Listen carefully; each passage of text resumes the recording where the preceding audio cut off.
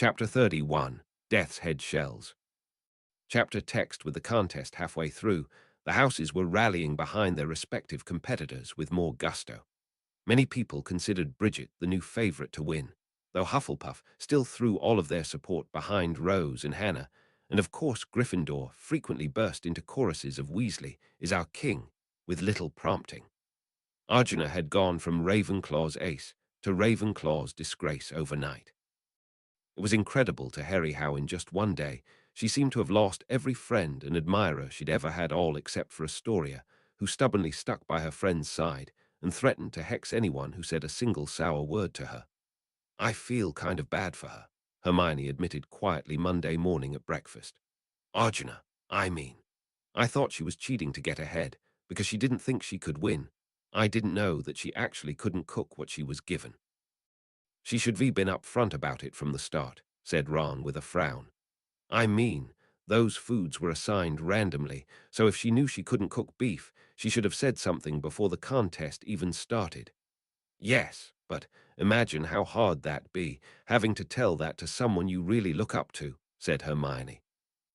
"If I was in her place, I want to impress the judges. I think it'd be really hard for me to say I couldn't do something, particularly if I was in a contest trying to prove I could do it." Harry put down the Daily Prophet he'd been reading for a moment to look at the others. Ron noticed his face was ashen and upset. "Something wrong, Harry." Harry passed Ron the paper. "3 more Death Eater attacks," he said lowly. "One in London, one in Helmsdale, and one in Duffdown." "Duffdown," repeated Hermione, alarmed. "That's not far from here. They're moving closer to Hogwarts," said Harry grimly. Ron skimmed through the articles too, his blue eyes growing smaller with each line. "In London, it looks like they can't even properly identify the bodies," he said slowly. "They used a death's head shell to set off a huge explosion, and the acid left over ended up burning most of the bodies beyond recognition." He shoved the article away, unable to read anymore. At that very moment, Hagrid left the staff table and walked down the aisle so he could leave the hall. He looked even more miserable than Harry had been. "Hello, Harry," he greeted. "Hello, Ron, Hermione." Harry straightened up at once at the sight of him. "Hagrid," he whispered urgently, "were you in the Forbidden Forest last night?" Hagrid looked startled. "Yeah, I was. My job, ain't it, being the gamekeeper?" He gave an awkward chuckle before adding as a gloomier undertone, "Besides, gotta check up on Aragog, bring him some food, help keep I am comfortable, you know." He sniffled, wiping some tears from his eye with his sleeve. "Did you see Malfoy in the forest?" Harry asked sharply. Hermione opened her mouth as if to snap at Harry, but Ron elbowed her in the ribs to quiet her. Hagrid frowned in confusion. "Malfoy, no, can't say I did. There wasn't anything weird in the forest that night." Harry pressed him. "Anything out of the ordinary?" Hagrid frowned. "Well, now that you mention it, there was a hive o' death's head hawkmoths that had been moved from where it was last. I'd hoped I could bring some of MT Aragog on my way, since they're right by his den, and they're a nice treat, faux spiders. But really, one o' Aragog's clan could be already gotten to I suppose," he acknowledged with a shrug. From the look on Harry's face, he didn't look so sure. Before he could say anything more, however, Hermione firmly stepped in to end the conversation. "Thank you, Hagrid."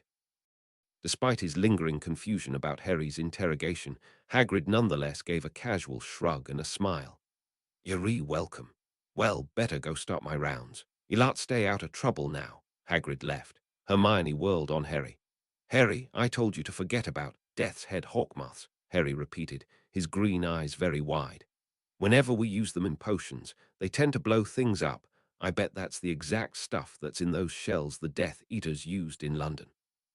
And if Malfoy was there, Harry, and the moths Hive went missing around that time, Harry, then he must have smuggled them to the Death Eaters so they could use them in their attacks." "Enough," roared Hermione. Everyone turned around to look at them. Ron quickly tried to tamper her down, bringing his hands down on her shoulders. "Hermione, cool it," he hissed, his eyes darting significantly around at the bystanders. Still flushed with anger that she had no idea what to do with, Hermione forcibly quieted her voice, but did not restrain her emotions. "Those shells were no doubt bought in Knockturn Alley, like all the other shady things in London." She spat under her breath. "And even if they weren't, it would have taken longer than a few measly hours to send those materials across the countryside and make anything destructive out of them. Not to mention the fact that Hogwarts has the strongest magical shields in the world surrounding it, made by Dumbledore himself. She slammed her hands down on the table, facing Harry head-on with her eyes blazing. If you want to focus on stopping the Death Eaters, then go work on what Dumbledore needs you to do. Don't play around like we're first years trying to solve some silly mystery. Harry's green eyes flashed. Trying to solve some silly mystery resulted in us stopping Voldemort from getting the Philosopher's Stone. But you were wrong about who was responsible then just as much as you are wrong now, snapped Hermione, ignoring Ron's flinch at Voldemort's name. I was wrong, repeated Harry, his temper rising even though he struggled to keep his voice down. You thought it just as much as I did, and Ron too. And that doesn't change the fact that we were right about the most important part, namely, that Voldemort was trying to steal the stone on the exact night Dumbledore was away, and that we were the only ones who could stop him. Maybe my details aren't as clean as you'd like, but I'm not going to just sit back and watch people get hurt just because no one else sees the truth. Guys, stop it. Ron cut in, trying desperately to de-escalate the fight. Just stop. Hermione looked at Ron, her eyes filling up with frustrated tears. Then, with a big, aggravated huff, she got up and stormed out of the hall, tossing her bag over her shoulder as she went. Harry and Hermione didn't talk for the remainder of the day. Ron stuck with Harry, but had promised to himself that he'd seek out Hermione later and try to talk her down, after he'd done the same with Harry. Harry, Ron said seriously, after they left Transfiguration and headed back up toward the common room for a break. I know you're worried about Malfoy and all, but honestly, what could he really do, in all fairness? Be the perfect eyes and ears inside Hogwarts for Voldemort, perhaps? Harry asked dryly. As usual, Ron flinched at the name. You don't know that Malfoy's done plenty of rotten stuff before, without you-know-whose approval. Just put him out of your mind for a little while, I told you. He'll slip up eventually. Harry looked very cross. Ron, I know he's up to no good. This isn't just some stupid prank he's working on. If it was, he'd have roped in Crabbe and Goyle or something. He wouldn't be skulking around by himself like some stray cat. I know, it's dodgy, Ron said earnestly.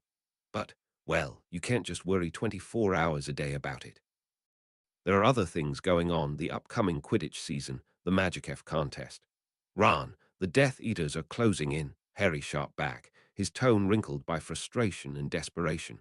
What will any of that stuff matter if Malfoy's a Death Eater too, and he's able to do something really awful right underneath everyone's nose? Ron's face went noticeably whiter, making his freckles stick out against his face. What will it matter? He repeated, his voice a shadow of its usual self, as though it came from 100 miles away. Is that what you think, that the contest doesn't matter? That's not what I meant, Harry said at once. What did you mean then? Ron challenged him, looking mad for the first time. Just, well, there's a war going on. All these people are dying and going missing. Contests might be fun and all, but there are more important things than winning. Easy for you to say. Ron shot back, his voice actually going a little higher in pitch as his face started to flush. I've never won anything on my own.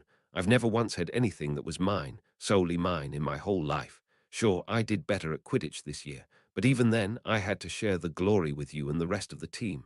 Ron, and you got to win the Triwizard Tournament all by yourself, with everything handed to you on a silver platter. Oh, sure. Harry retorted, his tone cracking with upset and righteous anger.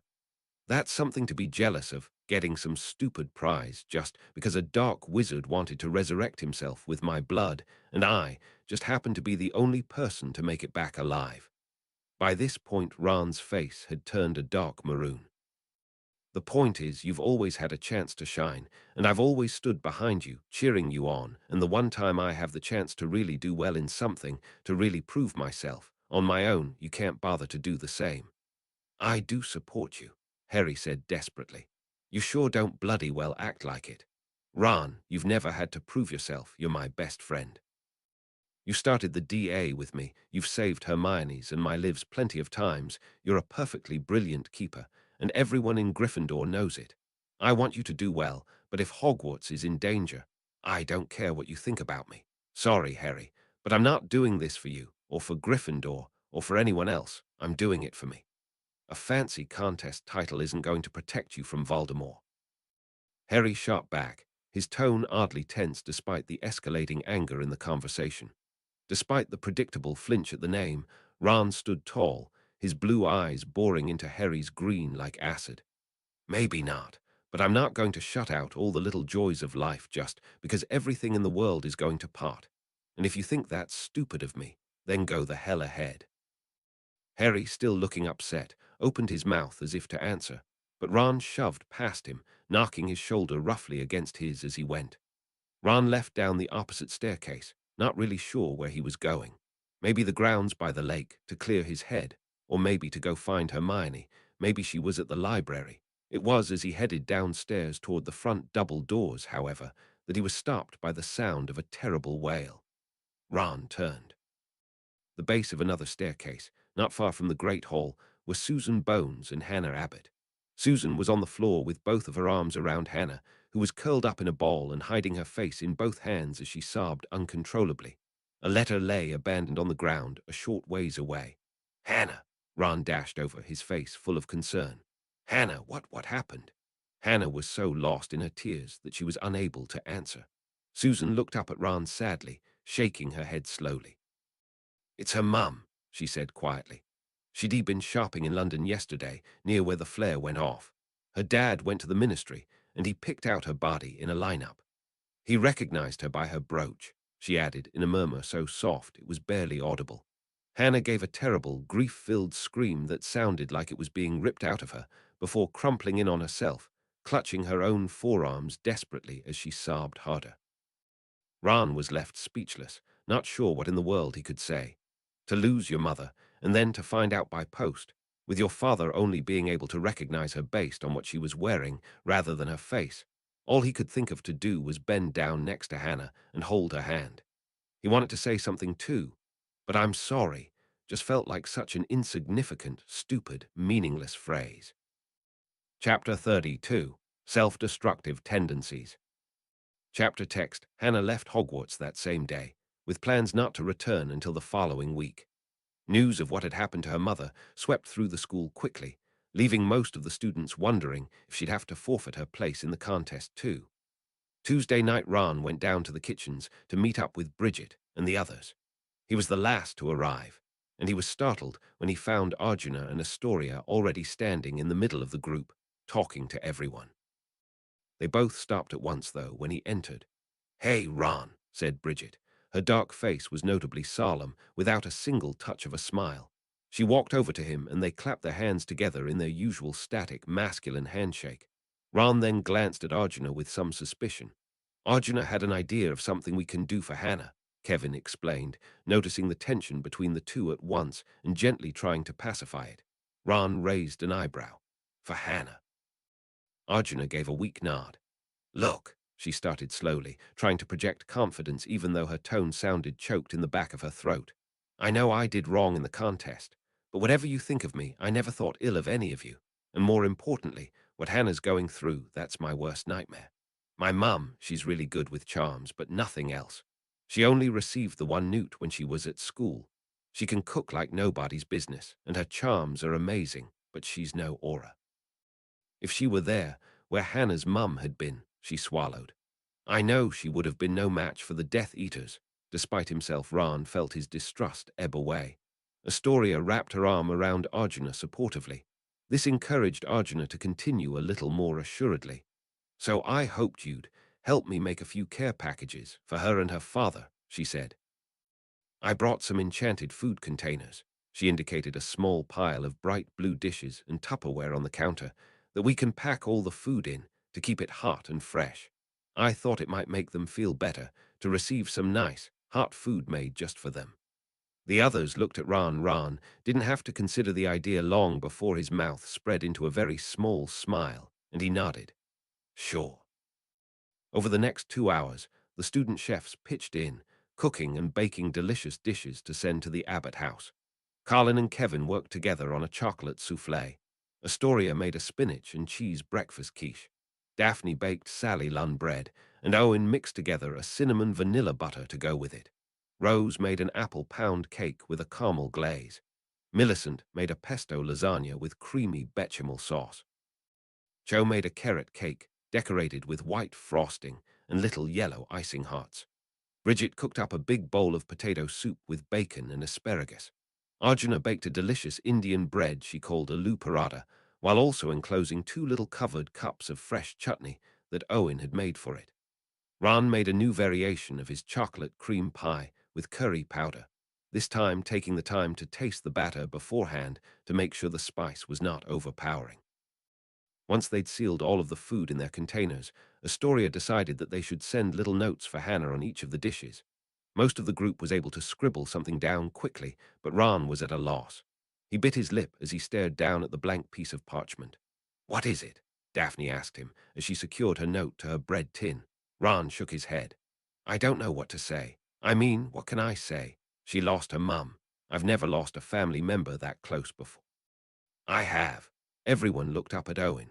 The third year was leaning up against the edge of the kitchen counter with his arms crossed, his casually slouching posture making him look much smaller than he actually was.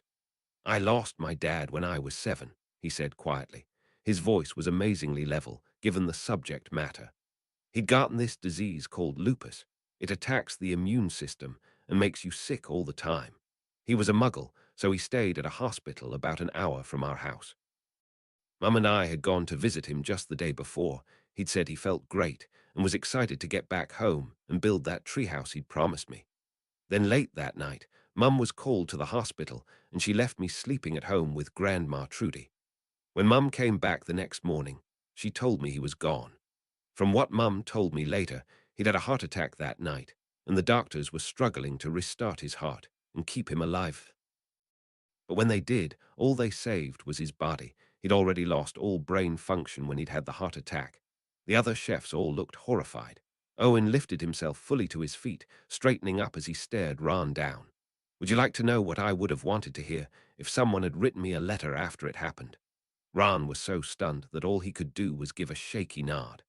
"Don't say you're sorry," said Owen. "Don't give your condolences." I heard those words over and over, and after a while they lose all meaning. Even though you know that the person means well and you appreciate the effort, it doesn't really comfort you at all.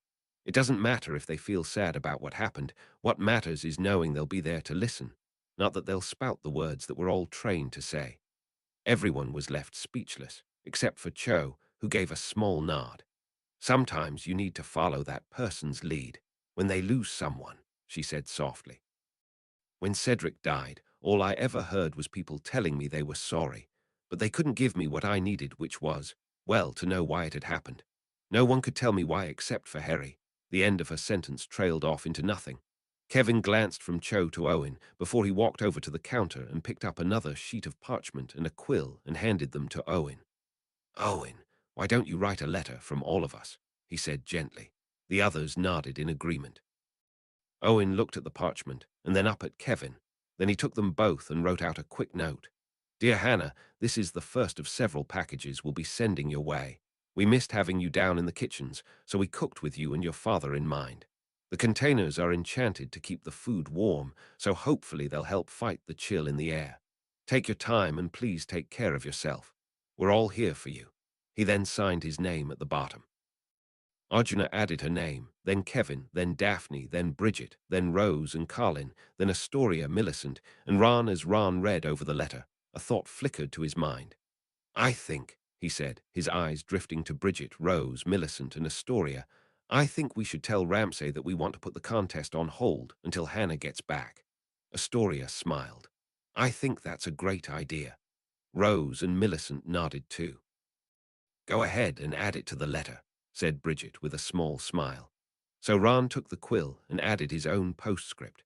"P.S. will convince Ramsay to hold off on the next round until you come back. Can't wait to see you in the kitchen again." The next morning, Ron left the dorm early that morning to send off his chocolate cream pie with one of the Hogwarts owls. Pig was too small to lift it. Then, avoiding Harry when he tried to flag him down at the Gryffindor table, Ron grabbed a piece of toast and stuck it in his mouth before heading down to the dungeons.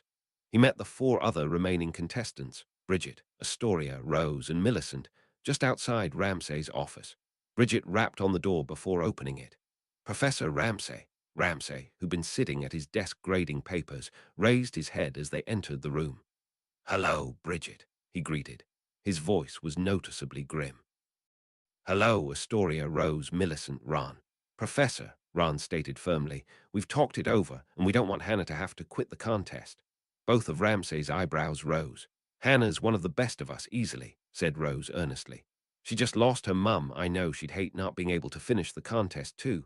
If she's up to it when she gets back, then she should still be allowed to compete, Astoria agreed firmly. We'll wait.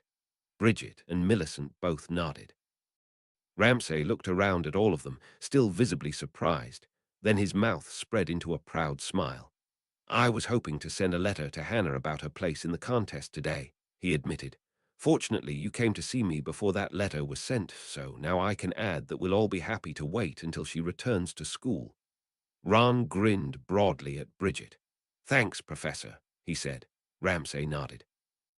Now you all should get to class. Use this time off to catch up on your studying, even if you still don't have to do the homework.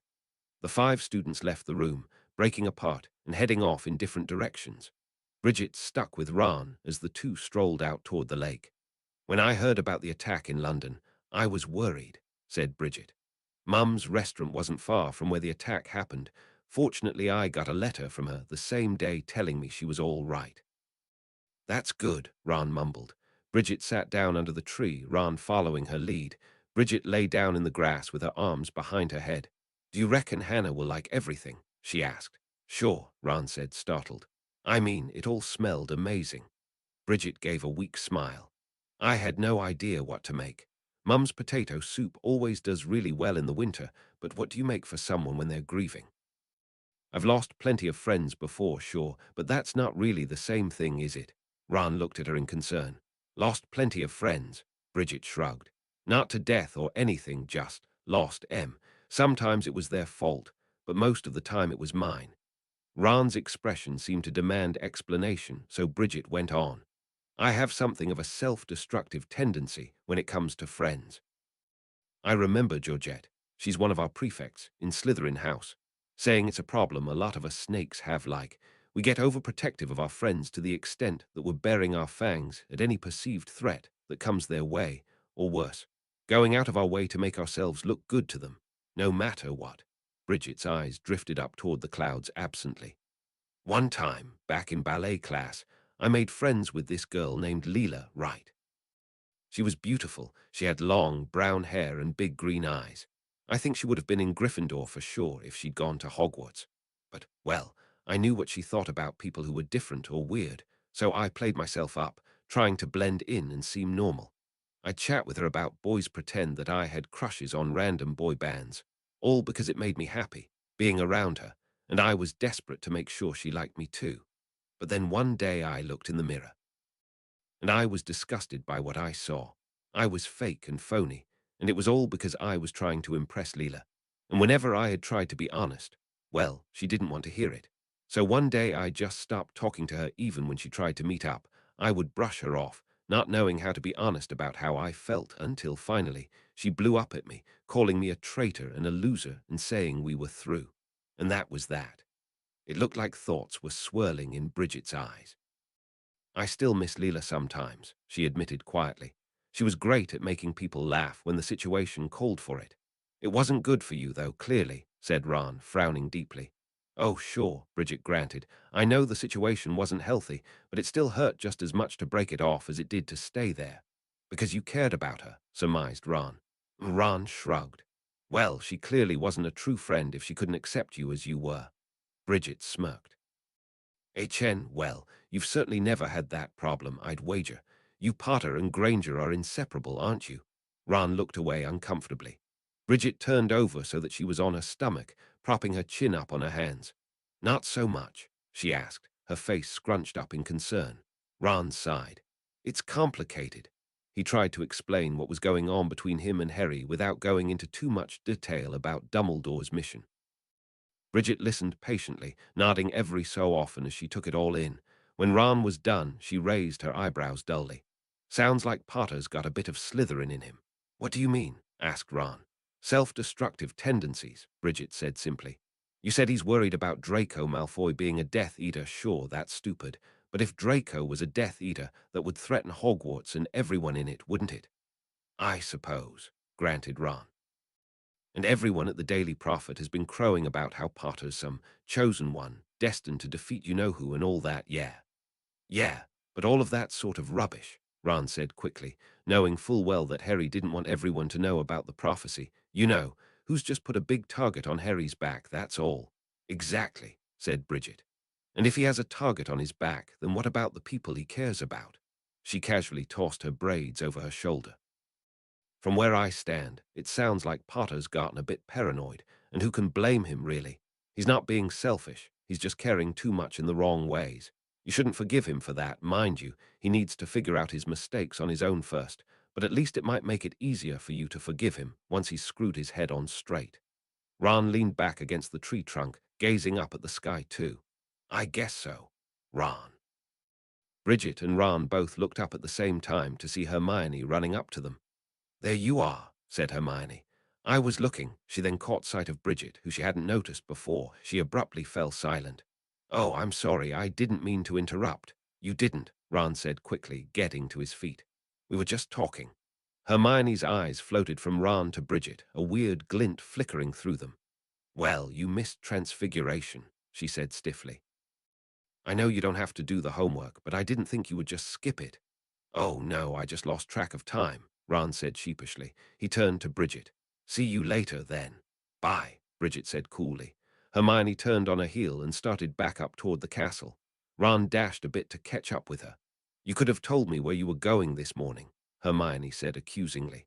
Unless you thought just because I was mad with Harry meant that I wasn't talking to you either. No, I hadn't thought that, Ron said awkwardly. We just planned to meet with Ramsay first thing to talk to him about Hannah, you and Bridget, Hermione asked with a raised eyebrow. Ron frowned. And Astoria, Millicent and Rose, yeah. Hermione didn't reply, keeping her focus solely ahead as her grip tightened around the books under her arms.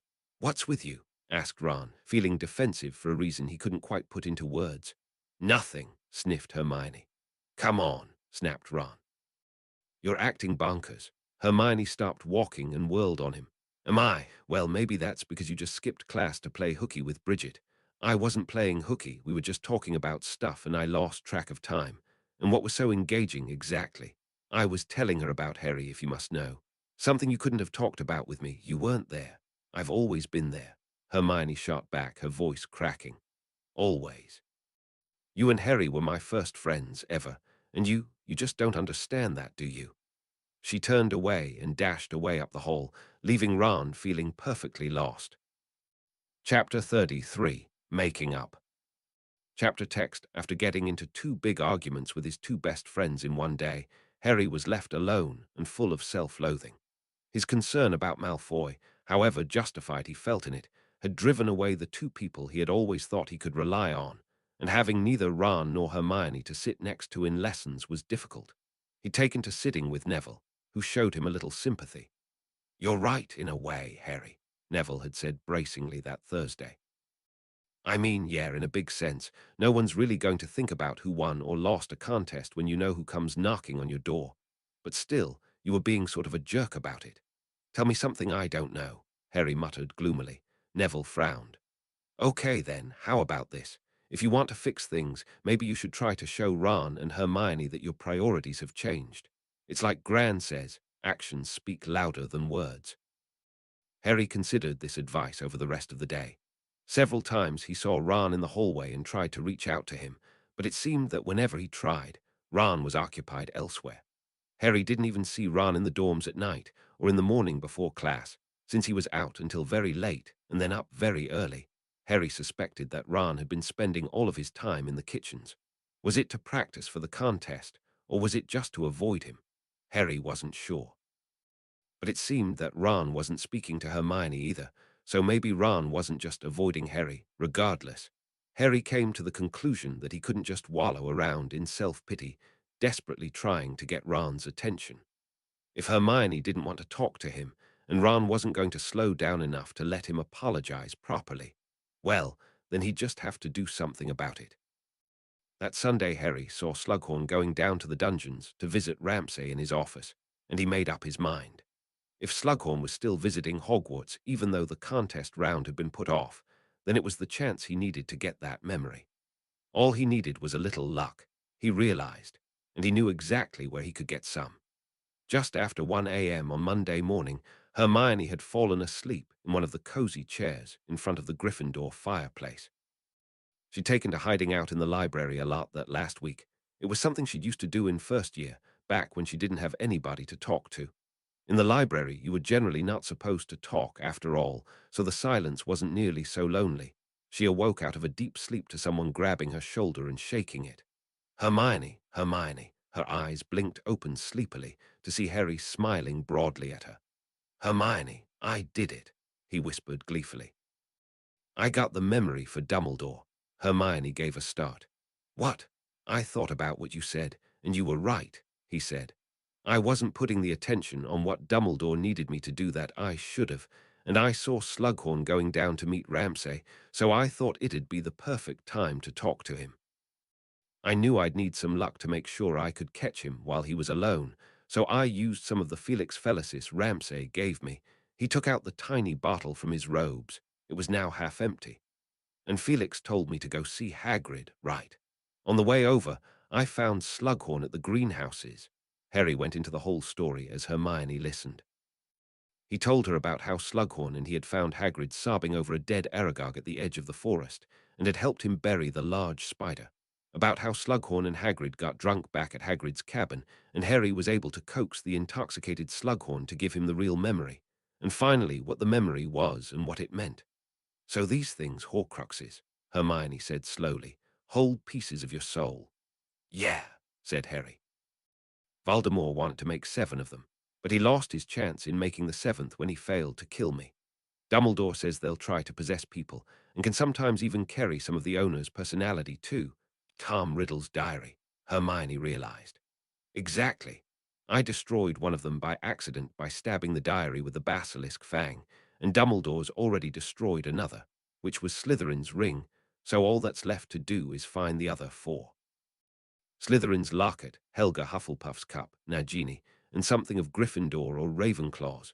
Hermione's entire face had lit up. Oh, Harry, this is fantastic. Now that you and Dumbledore know about Voldemort's Horcruxes, we know what we have to do to stop him once and for all. Now we have a plan. She took Harry's hand and squeezed it. I'm so proud of you, she said. I knew you could manage it. I'm sorry I was being such a prat, Harry muttered. Hermione gave a small smile.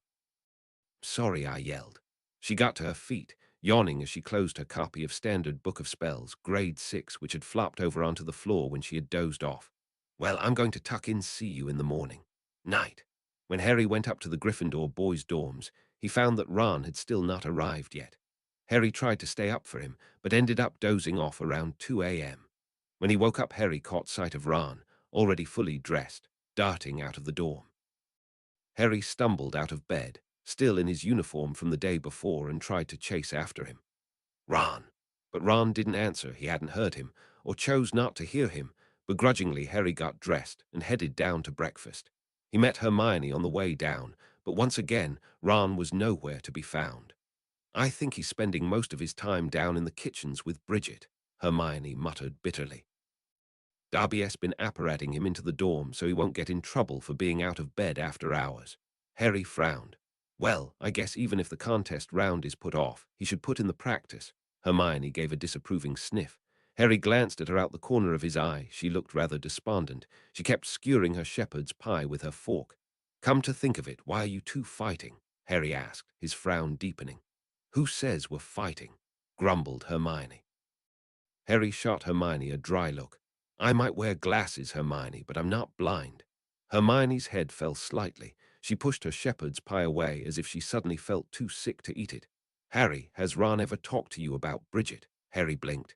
No, I mean nothing that he didn't also tell you. Hermione bit her lip. Parvati was passing rumors around that maybe they were seeing each other, she mumbled. Harry gave an incredulous laugh. What? Hermione flushed. Well, he's always really friendly around her, smiling at her during the contest, shaking hands, whispering her, too. Hermione, being friendly doesn't mean you like a girl, Harry said incredulously. It's that kind of thinking that got Rita Skeeter thinking I was dating you, remember? This seemed to make Hermione feel a little better. She attempted a weak smile. So, you don't think there's something between them? I don't think Ron would keep it from us if there was, Harry said nonchalantly. The smile slid off Hermione's face as she returned her gaze to her abandoned pie. I don't know if that's true. Harry quirked an eyebrow at her. Well, I mean, Hermione stammered, her voice getting a little higher. People don't always say how they feel sometimes. Sometimes they just can't admit it, you know what that's like. A familiar mane of long red hair flickered through Harry's mind. His eyes fell down to his plate. Yeah, I do. Hermione looked up at him, her brown eyes very watery. I've wanted to be honest, she admitted. I think Ron has too, but I don't want to ruin anything, and I know he probably feels the same way, she sighed quietly, resting her head in her hands. I guess I'd always thought that it wouldn't be easy for him to move on, that maybe we'd have to talk it over at some point. But, well, Ron's getting all this attention now, thanks to him being a big Quidditch star and in the running to win Ramsay's contest. You have no idea what it's like, having to listen to Lavender gush about how much she'd like to bake cookies with him. Harry made a face. It's not that I don't want Ron to be happy, Hermione said insistently. I'd always sort of assumed that we'd agree that we wouldn't want to endanger our friendship in the end, but it still doesn't feel any better when Ron's seeing other girls. I know it's stupid of me and selfish, but you feel like you're stuck, finished Harry. Ma'am. Harry noticed Ginny leaving the great hall. Dean was following behind her, as if trying to make her slow down and talk to him, but Ginny looked like she was having none of it. He watched them go before moving forward and leaning his shoulder against Hermione's. Hermione rested her head on his shoulder as she forced back her tears. They sat together at the table for a minute, before Hermione forcefully brushed her hair out of her eyes. Come on, she said thickly. We've got charms. As the day went on, Harry and Hermione caught almost no glimpse of Ron. It was like he'd put on Harry's invisibility cloak and disappeared. He wasn't even in any of their classes that day. Harry couldn't help but feel a little irritated at Ron for avoiding them, particularly whenever he caught sight of Hermione's downcast face. But then he'd remember how badly they'd ended their last conversation and felt rather humbled again. Still, by the end of the day, it bothered Harry enough that when he and Hermione sat down for dinner, he abruptly put down his knife and fork and got to his feet before taking a bite. Come on, he told Hermione, before immediately striding out of the hall. Hermione looked bewildered as she rushed to follow him. Where are we going? To the kitchens, said Harry. If Ron's going to spend all his time there, well, then we'll just have to go find him. But, stammered Hermione, what if he doesn't want to see us? What if— Sorry, he's had more than enough time without us, Harry answered, a slight edge to his voice. I'm certainly not going to toss out our friendship just because of some stupid fight. It didn't take them long to get downstairs. Harry reached out and tickled the pair, making it guffaw with laughter before the oil painting swung open to reveal the kitchens. All of Ron's fellow chefs, Astoria, Arjuna, Cho, Owen, Kevin, Rose, Millicent, Bridget, Daphne, and Colin, were inside, working at different countertops, and they all looked up when Harry and Hermione entered, visibly surprised. Millicent and Daphne suddenly gained very stony expressions, while Colin waved jovially to them. Hi, Harry. Hi, Hermione. Hi, Colin, said Harry uncomfortably. Is Ron here? Not yet, said Cho quietly. She pointedly avoided eye contact with either Harry or Hermione. I think he's sending one last owl to Hannah, letting her know we're sending another round of packages tonight. Packages, recurred Hermione. Care packages, explained Kevin. We sent her and her father several dishes last week, and we thought we'd send another round of them tonight, instead of just practicing like we usually do. Besides, said Bridget, we couldn't just let Ron do all the work. Harry blinked. Ron. Bridget crossed her arms. Owen figured that Hannah and her father probably haven't been able to think about cooking any meals while dealing with the funeral arrangements, so we've been down in the kitchens, making and sending the meals. We were supposed to just take turns around classes, but, well, Ron just didn't seem to ever want to go, so he stayed here for most of it. Hermione and Harry both glanced at each other, their faces both rippling with guilt. Bridget picked up on their reactions at once, and her black eyes narrowed critically at them. What do you want with Ron? Hermione looked affronted by the question. I'll have you know we're his friends, she shot back sharply. Sure haven't acted like it, from what I've gathered, Bridget answered coolly. Hermione looked like she wanted to smack her. Fortunately, Astoria interceded, stepping between the two of them and bringing both her hands up to stop them from moving at all. Bridget, quit it, Astoria murmured reproachfully. Whatever difficulty Ron's having with his friends is none of our business. I'm making it my business, challenged Bridget, her eyes flashing at Hermione almost tauntingly. If all they want to do is cause Ron trouble, then they can clear out. Hermione opened her mouth furiously, but Harry cut across her. We're through causing Ron trouble, he said. I've been trying to tell him that all week, but he walks away before I ever get the chance. So when he gets here, just tell him that Harry and Hermione are sorry, and we miss him. Okay. Bridget's eyes softened significantly despite the lingering distrust on her face. I forgive you, a voice murmured from behind them. Harry and Hermione both whirled around as Ron slowly edged the portrait open and stepped into the kitchen, his mouth spread in a weak smile. Harry immediately moved forward, and in a second he and Ron were hugging like brothers, grinning from ear to ear. When they broke apart, Ron was almost thrown off his feet when Hermione abruptly ran to him too, throwing both of her arms around his neck and crying into his shoulder.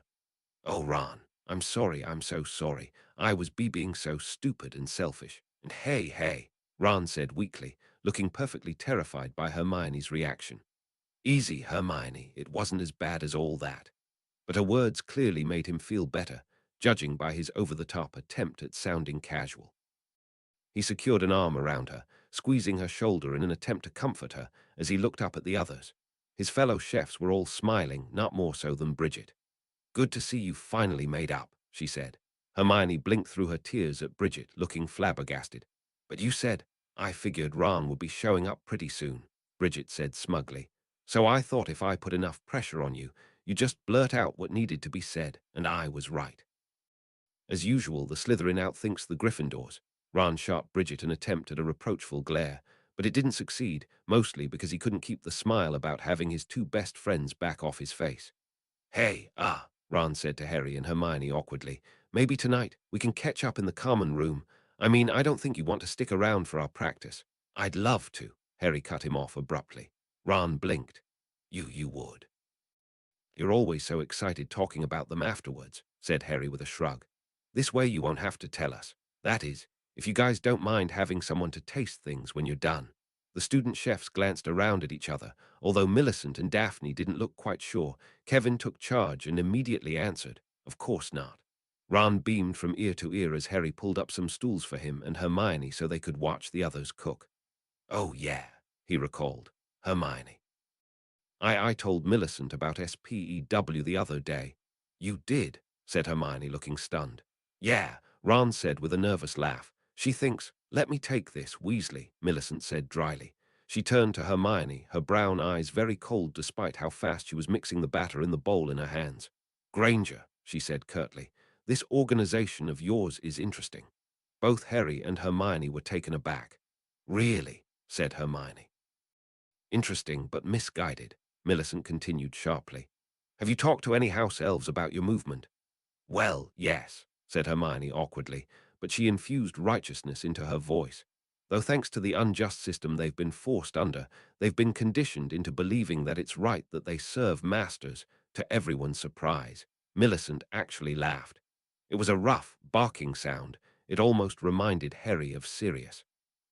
Granger, serving is part of the house elves' culture, said Millicent, her tone rippling with incredulity and dark amusement. It's not human conditioning, it's their heritage. Don't you know anything about house elf history? Hermione looked startled. Why, no. There are no books about it in the library, no doubt, because no wizard ever thought it was important enough to write down, she added scornfully under her breath. Millicent smirked. She poured her dough onto the counter and started molding it, continuing to talk to Hermione even though her eyes were now on her work. Here, let me give you a quick rundown.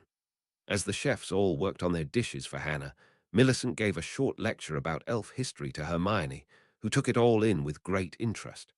Hermione asked plenty of questions and put in suggestions, and she continued to discuss the issue on and off throughout the rest of the cooking session.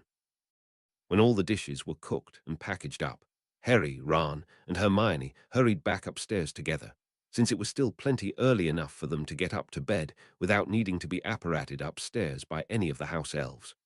I'm sorry I avoided you this whole week, said Ron lowly. I guess I was just so depressed, having both of you mad at me, that I sort of buried myself in cooking so I wouldn't have to think about it. It's okay, said Harry. Hermione smoothed some of her hair behind her ear, smiling at Ron over her shoulder. I can see why you like spending time with them, Ron, she said. They're really quite nice. Even Bridget's not all that bad, even if she is a bit shady. And I can't believe Millicent Bulstrode actually cares about elf rights. I mean Millicent Bulstrode. Yeah, assented Ron. Only try not to broadcast that. From what I gather, most Slytherins have to keep things like that quiet, since they've got to share a common room with prats like Malfoy. For once, Harry completely ignored the introduction of Malfoy into the conversation. Instead, he simply wrapped both of his arms around his best friend's shoulders and walked side by side with them up the stairs toward Gryffindor Tower. As nice as they are, Ron, I know you'll kick every last one of their arses on Friday. Chapter 34, Round 4, Preheat. Chapter text. Hannah returned to school on Tuesday. Almost the entire student body came by to give her their condolences, which Hannah accepted graciously. But when she ran into Harry, Ron, and Hermione in the hallway one day, she didn't hesitate in striding right over to Ron and giving him a hug. Thanks for the chocolate cream pie, she mumbled. And everything else too, but Dad really liked the pie. Ron patted her back lightly. You're welcome. When Hannah broke the hug, Hermione took a step forward to stand beside Ron. I'm so sorry, Hannah, she murmured. It wasn't right. What happened, I wish it hadn't. Hannah smiled sadly. Thank you, that's kind of you to say. Harry wanted to give verbal condolences too, but he remembered how much he'd hated everyone doing nothing but walking on eggshells around him after Sirius died, so instead, he changed the subject. Have you decided if you still want to do the contest? He asked gently. Ron and Hermione seemed concerned that Harry had brought this up, but Hannah instead seemed quite comforted by it. I have, she said, a little more of her usual grounded warmth returning to her voice. I want to go on. I know it'll be hard, but, well, I can't just give up. Mum wouldn't have wanted me to do that. Harry put a hand on her shoulder. I'm sure she'd be really proud of you. Hannah's brown eyes flooded with tears. She choked quietly, her smile trembling. Then she brought her arms out and gave Harry a big hug too. Thank you, Harry, she whispered, clearly touched, as her tears streaked down her cheeks. On Rose's urging, the student chefs helped Hannah practice in the kitchens over the next 2 days to help her get back into the swing of things before the next round. Well, there's no way we're going to let you fall behind just because you weren't able to cook with us this last week. Rose had told Hannah in an almost aggressively positive tone. I may look cute, but don't you dare go easy on me. I expect you to beat me into the ground with your dishes. Cook me into the grave. Rose's fierce encouragement and Hannah's laughter in response to it brightened up the whole kitchen. When Friday arrived, the entire school was buzzing with excitement. As Ron prepared to head down to the dungeons, Harry and Hermione both gave him a hug and wished him the best of luck. Just as Ron was about to leave, though, Lavender Brown dashed over. Good luck today, Ron, she said breathlessly. Ron blinked. Oh, thanks, Lavender. I know you'll be brilliant, she said. I mean, you always are. Even when you're at your lowest, you always turn it around. Ron attempted a laugh. Well, and you never play it safe, Lavender continued passionately, her words coming together so tightly that it was difficult to get a word in. That's always been Hannah's problem, I think. She's too careful in how she cooks. She's a perfectly lovely person, of course. But you've got her beat in the kitchen, no question. Harry noticed Hermione's eyes flash as she stepped between Lavender and Ron almost protectively. Professor Ramsay will be waiting, she said firmly, resting a hand on Ron's back as she swiveled him around toward the door. You don't want to be late. Oh, yeah, Ron said, and he smiled in relief despite himself. Hermione gave him the tiniest little shove toward the large open doors, just enough to put some space between them but not forceful in the least. Do your best, she told him, her tone oddly gentle. Don't worry about winning, just we'll be proud of you regardless. This startled both Ron and Harry. Hermione was relentless in seeking perfection and top grades in everything, so hearing her being so, well, for lack of a better word, encouraging, was a little strange. It made Ron smile so widely that the grin took up almost his entire face, and he backtracked, bringing his arms around Hermione in an even bigger hug and sinking a hand into her bushy hair. I will, he whispered. Both Hermione and Lavender were left a bit flustered when Ron turned and headed out of the great hall, though for very different reasons. That evening, the student body once again gathered in the Quidditch pitch. banners in hand. All of the Ravenclaw banners had been edited to solely read, "Astoria is our ace." There was one banner, however, that stood out from the rest. Arjuna carried her own poster decorated with enchanted shooting stars and sparkling grey and baby blue calligraphy that read, "Go Story Go." "You know," admitted Ginny, when she noticed Arjuna sitting by herself in the stands, waving her handmade sign. "Maybe she's obnoxious when she's winning everything in sight, but at least she's a good friend." The four judges came out onto the field, once again escorting their house's competitors. Bagnold and Dumbledore now only had one contestant left each, Astoria and Ron, while Hannah and Rose both followed Ramsay and Bridget, and Millicent flanked Slughorn on either side. The student chefs were applauded and cheered on by the crowd as they made a line in front of their stations, and the judges stepped forward to address their audience. "Welcome, everyone, to round 4 of Magic Junior," proclaimed Bagnold. "We are now halfway through the competition. 6 marvelous chefs have left our ranks, and now we have but 6 remaining, who shall win the title of the very first Magic Junior." The stands burst into cheers. All the Gryffindors burst into an exhilarated chorus of "Weasley is our king." "Today," said Ramsay, "our chefs will be facing a unique challenge." This dish is still quite new to the magical cooking scene, but over the span of a decade, it has already become a staple in wizard-owned restaurants in America and Europe. With a wave of his wand, he summoned a large, thin, circular plate to hover over the students' heads, wafting the smell of cheese and tomato into the air. Harry turned to Ginny, confused. "Pizza, but pizza's not new. It's been around for a long time." Ginny frowned. "Really? I remember Dad once saying that the Girardis only opened up their pizzeria in Wandsworth Green after the war was over. I don't know. Maybe that wasn't the first one, but I'd always sort of assumed it was." The rest of the crowd was murmuring too, clearly just as puzzled as Harry and Ginny. "Pizza has a long history in the Muggle world," said Dumbledore pleasantly, "but has only just recently become popular in the wizarding world. There are many varieties. But all one truly needs to make a pizza is a dough crust, tomato sauce, and shredded cheese. From there, a chef has a wide swath of toppings to choose from should they desire any decoration." "Unfortunately," Ramsay said coolly, "making a good pizza is not as easy as it sounds. There are many different styles, and doing each style justice is a challenge unto itself. No one would accept a New York-style pizza with a thick crust, and if you made a round Sicilian pizza, you'd be laughed out of Italy. Today, chefs, you will be assigned a type of pizza, and you will have to make us a delicious, full-size pizza of that type with your choice of toppings. To make things easier, the dough has already been pre-made by your house elf partners, but everything else, sauce, toppings, cheese, crust thickness, size, is all up to you. Your ovens have been upgraded with dragonfire wood burners," said Slughorn, "specially equipped to bake pizzas to perfection. The chefs who make the 2 best pizzas for this challenge will receive a special advantage in the elimination round. You will have 30 minutes, and your time starts now." The chefs dashed over to their stations. Their house elf partners handed them their cards, and in a flash they were off, hurrying to prepare their pizzas. Harry had never made a pizza before, but judging by how much Ron was running around his station, trying to roll out his dough with a rolling pin and cook his sauce at the stove at the same time, Harry decided that he would just stick to going to a pizzeria rather than trying to make one by hand. Hermione kept her eye on the other chefs through her omnioculars. "Astoria's sauce looks more like a paste. I don't think it's supposed to look like that. Rose is putting pineapple and ham on hers. I guess she's making an Hawaiian pizza." After a while, the savory smell of fresh pizzas baking in the oven filled the Quidditch pitch. Even though Harry had already had a delicious dinner feast in the Great Hall less than an hour ago, his stomach gave a low gurgle. As time began to run out, the chefs rushed to get their pizzas out of the oven and cut them up.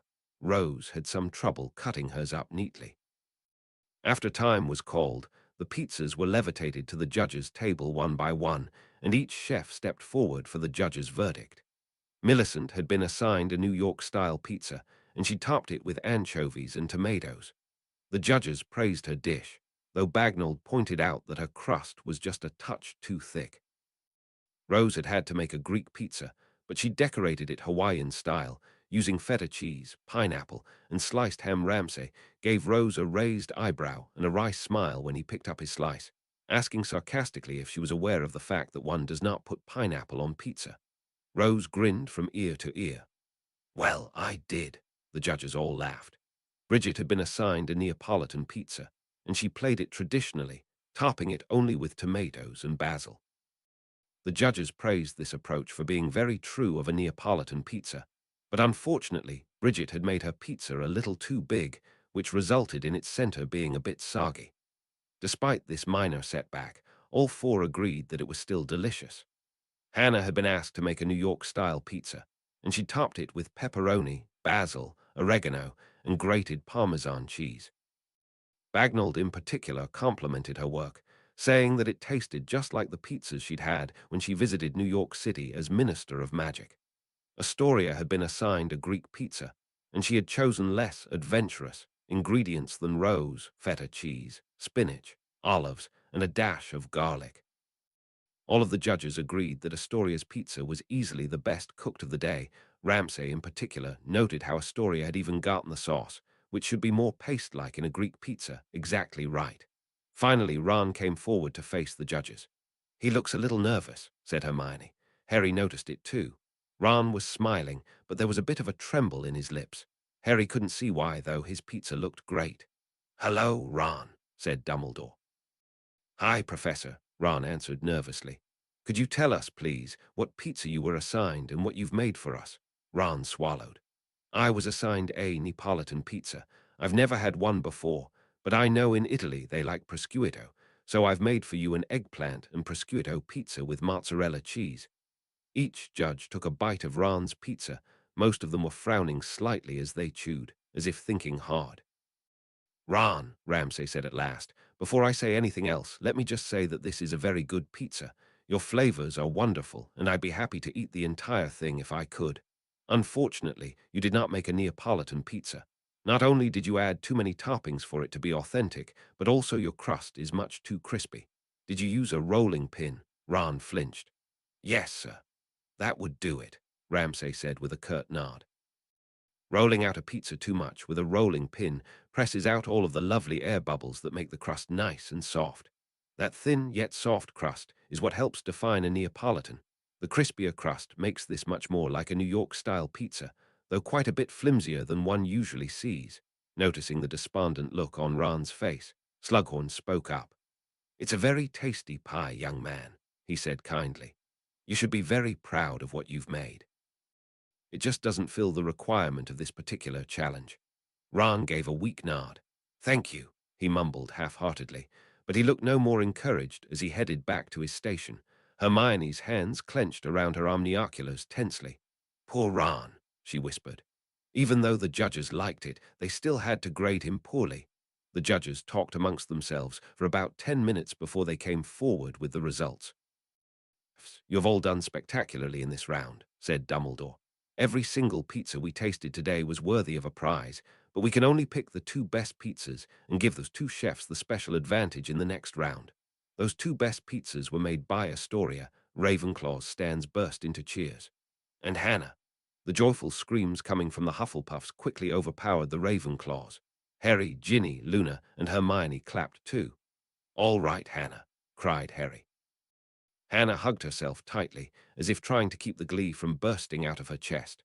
Astoria moved forward to give her a hug, which Hannah returned in full. Rose then moved forward to hug Hannah too. Bridget and Ron followed.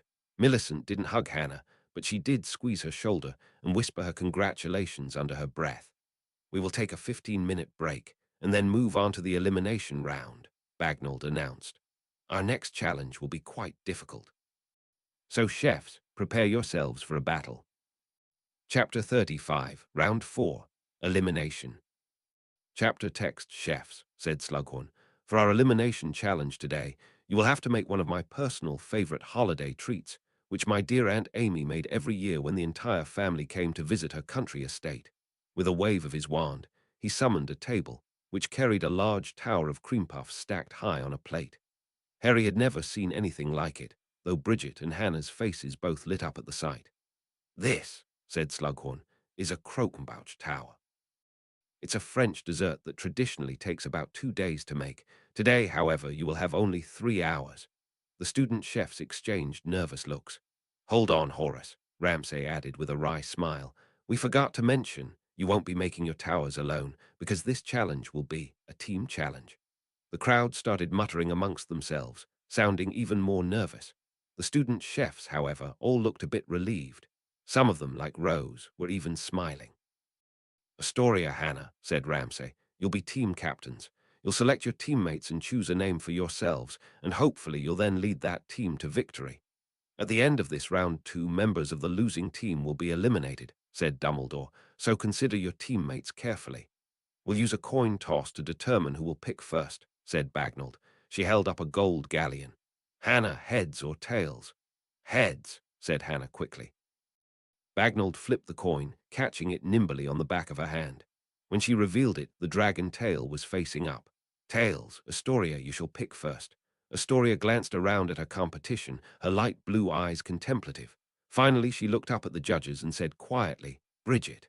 Very good, said Bagnold, as Bridget shifted to stand beside Astoria. Hannah. Rose, Hannah said decisively. The Hufflepuff stands applauded as the 2 girls exchanged smiles. Excellent, said Bagnold. Astoria. Astoria's eyes drifted between Ron and Millicent, lingering on the second thoughtfully.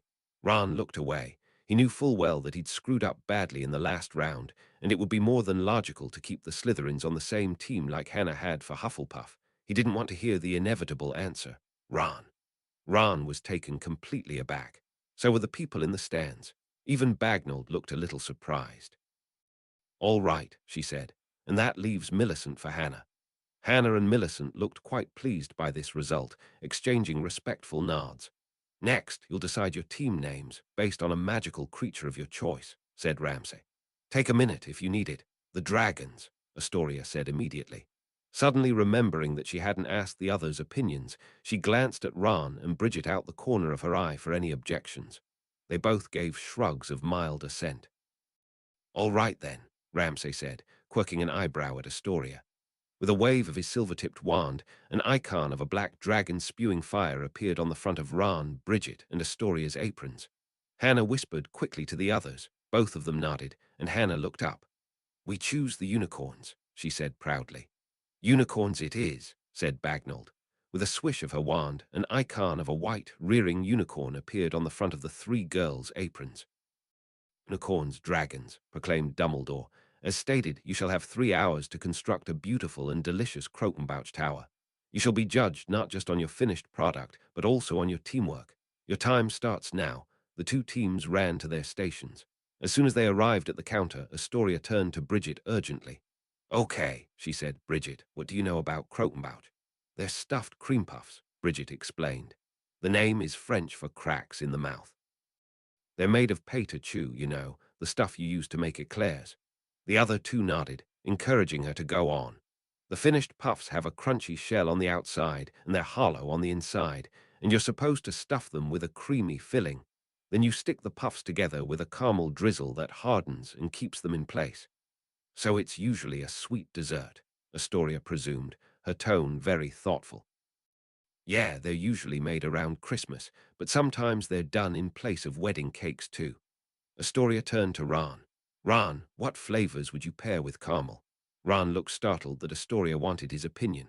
Well, he said slowly, caramel goes with lots of stuff, apple, chocolate, cinnamon, but those are all pretty standard. Raspberry would be cool. Anything savory? Asked Astoria.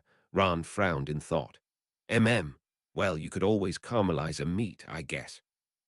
Though I don't know how you'd make that into any kind of cream. The gears in his brain were turning quickly. He turned to Bridget. Bridget, do we have to use caramel for this? Caramel is traditional, Bridget assented. It's what sticks everything together so that the tower doesn't fall apart. Ron's frown grew. He knew he couldn't afford to go too far afield. He'd made that mistake before. But can you add other flavors to the caramel? Bridget considered this. I guess you could, as long as it's still sticky and it hardens enough to hold the tower together. And do you have to use cream on the inside? Ron asked, his mind still whirling. Well, they are called cream puffs, so yeah. Okay, does the cream have to be sweet? I guess not. Ron's face lit up. I have an idea. Mum once made these savory cream puffs with a ham, cheese, and cream cheese filling back when Bill first brought Fleur home. If this is a holiday dessert and we want to make it savory, why don't we use a ham, cheese, and cream cheese filling? Then we can add honey to the caramel drizzle, and we'll have a honey-baked ham-themed croquembouch. Finished Bridget, her mouth spreading into a blinding white smile. Great idea, Ron. Astoria's light blue eyes sparkled. She liked it too. All right, she said in a businesslike tone. The best thing to do is to split up the workload. Ron, you work on the glaze, Bridget, you start the cream, and I'll do the pate chew. The two teams' work had begun.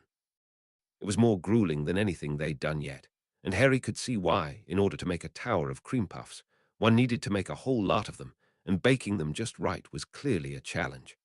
Looks like Millicent's puffs are falling apart, said Hermione, as she watched the unicorns baking through her omnioculars. At least Rose and Hannah are making their own too, so they can pick up her slack. On the dragon's side, however, there was trouble brewing. Ron seemed to be having trouble getting the right consistency of honey and caramel for his glaze, and when he tested it, it wasn't hardening properly. Bridget had put down the cream she was working on and had jumped in to help Ron, and this irritated Astoria. Bridget, the cream, she reminded her. Ron needs help. Bridget shot back. He's got it, get back to the cream, Astoria urged her. But Bridget was reluctant to go back to her work and kept trying to help Ron put his glaze right. Ron, for his part, looked quite anxious. His eyes were very wide and empty, and it seemed like he was barely hearing anything Bridget said. He's panicking, muttered Harry. Ginny tried leading the stands in a chorus of Weasley is our king, but a lot of the spectators were too focused on the flurry of activity to get whipped up into a frenzy. Astoria, sensing her team was falling apart, put down the dough she was working on and interceded, stepping between Bridget and Ron. Time out, she told both of them sharply. Time out. She seized Ron's arm and yanked him to the side.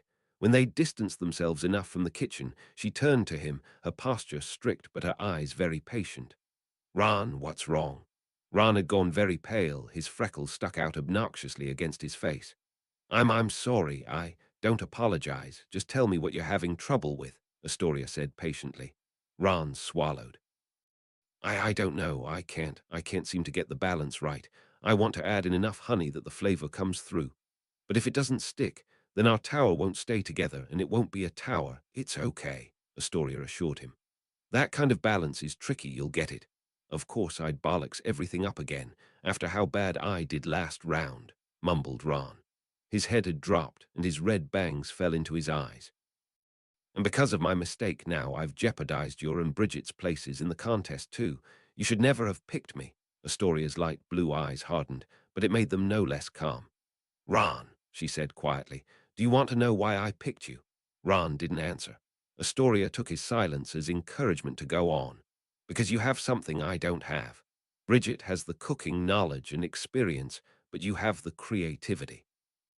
You think out of the box. Maybe in the last round you went too far, but that's what Bridget and I are here for. If we're going to win this, we have to think differently than the others. We can't afford to play it safe when we're this close to the end. Ron looked up as Astoria grabbed hold of his shoulder. I couldn't be more confident than I am right now working with you and Bridget, she said with a smile. I don't think any of us will leave the contest today. Ron, his face still very white, attempted a weak smile. Astoria smiled back as she led him back to Bridget at their kitchen station. I think we need a new game plan, she said. Bridget, can you bake the pate-a-chew? Yes. Ron, do you think you can finish Bridget's filling? Sure, I think I remember how Mum made hers. Then we'll switch. Ron, you make the filling, Bridget, the pate-a-chew, and I'll work on that honey caramel. We only have 2 hours left, so let's move. After this misstep, the dragons got right back on track, racing to get their croquembouch done. It seemed that their new jobs suited them much better, even though Astoria was still having some trouble getting the balance right with the honey caramel glaze. She stayed calm. Eventually, she decided to add a little honey extract to add in more of the flavor without sacrificing the consistency of the caramel. Meanwhile, Bridget had started filling the puffs with Ron's cream and stacking them. She noticed the unicorns were all filling and stacking cream puffs of various sizes and dusting them with powdered sugar. We need to figure out how we're decorating this, she told the others. Ron glanced over as the unicorn's unfinished tower. They seem to be doing some sort of a snowy theme. If this is a holiday dessert, he said slowly, why don't we make ours a Christmas tree? The tower Slughorn showed us already sort of looked like a tree. Astoria's face brightened with a huge smile. And the cream puffs can be our Christmas baubles. Ran, that's brilliant. Ran flushed with pride. Bridget and Ran got to work enchanting the puffs' different colors. At one point, Bridget paused, cream puff in hand, and turned to Ran with a grin. Hey, I know. Let's make the baubles our secondary house colors, gold, bronze, and silver. That'll make em nice and shiny. Then we can airbrush the rest green by hand to give it that texture. Great, dear, said Ran. Astoria had just finished the caramel glaze, and she brought it over to sit on the stove next to their incomplete tree. If we're making this a tree, she said, we'll need some sort of decoration for the top. It looks like the other team is baking cookie snowflakes for theirs. We could always bake something for the top. Ran's eyes lit up with another thought. Or we could use candied sugar. A candy star would be a great topping. We haven't had the chance to show off any sugar work yet, agreed Astoria. Can you work with candied sugar, Bridget? Sort of, said Bridget uncomfortably. I've only done it once, but if I had a mold, I could manage it. Okay, said Astoria. Now that I'm done with the glaze, Ran and I can take care of the tower. That leaves you, Bridget, open to work on the star. Bridget turned to her button-nosed elf partner. Hardy, could you find me a star mold? Right away, Miss Bridget, he said in a slightly lower voice than the other elves, and he disappeared with a crack. Bridget got to work on her candied sugar mixture at the stove. When the mixture had come to a boil, Astoria and Ran were just about done stacking all the puffs when Hardy returned. They were startled to find, however, that the elf's brown eyes were full of tears. Hardy looked everywhere for the star mold, he said hopelessly. Everywhere. Then Jolie told Hardy that they got rid of the old one because it was broken. The dragons exchanged anxious looks. Then, almost as a unit, they looked up at the clock. There was only 10 minutes remaining. There wasn't any time to bake any cookies now. Don't worry about it, Bridget told them sharply. I'll think of something. You guys just finished decorating that tower. Astoria and Ran had no choice but to trust Bridget. They returned to the tower, while Bridget turned to Hardy. Hardy, could you get me a pair of thick dragon hide gloves and a star cookie stencil? Yes, Miss Bridget. Crack. Bridget grabbed a piping bag and cut a hole in the top.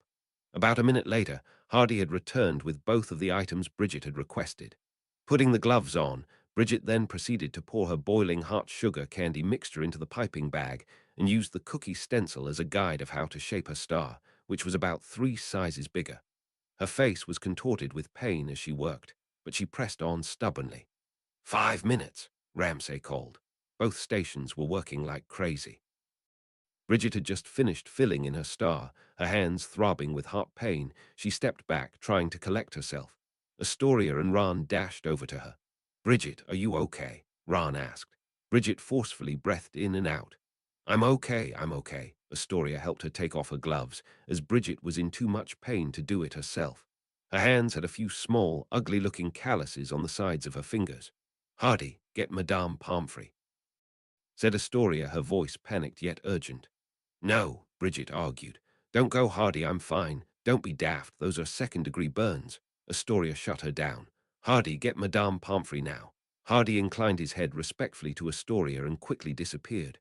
But said Bridget, the star's not done, we've got it, Ran assured her. He took out his wand, pointing it at the candy star and casting the charm, Velox Frigus. A controlled mist started flowing out his wand like dry ice, slowly cooling down the candied sugar so it could harden. Hardy returned with Madame Pomfrey less than a minute later. At the sight of the nurse, Ramsay dashed over to their station as well.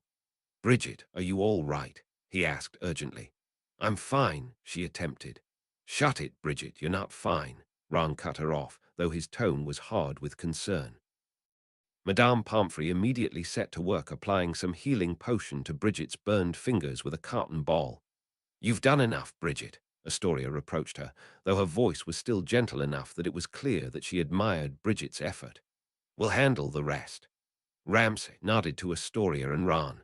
See that you do, and Bridget, he turned to her more gently, take a breath, you're okay. As Bridget reluctantly sat with Madame Pomfrey, Astoria and Ran worked on the finishing touches for their croquembouch tree, airbrushing texture, adding in some edible glitter, and securing the yellow sugar candy star to the top. It was a little small for the size of the tree, but there was no time to make it bigger. If Ron tried using an engorgement charm, he ran the risk of shattering it. Finally, the round came to an end, and the two teams stepped up to face the judges.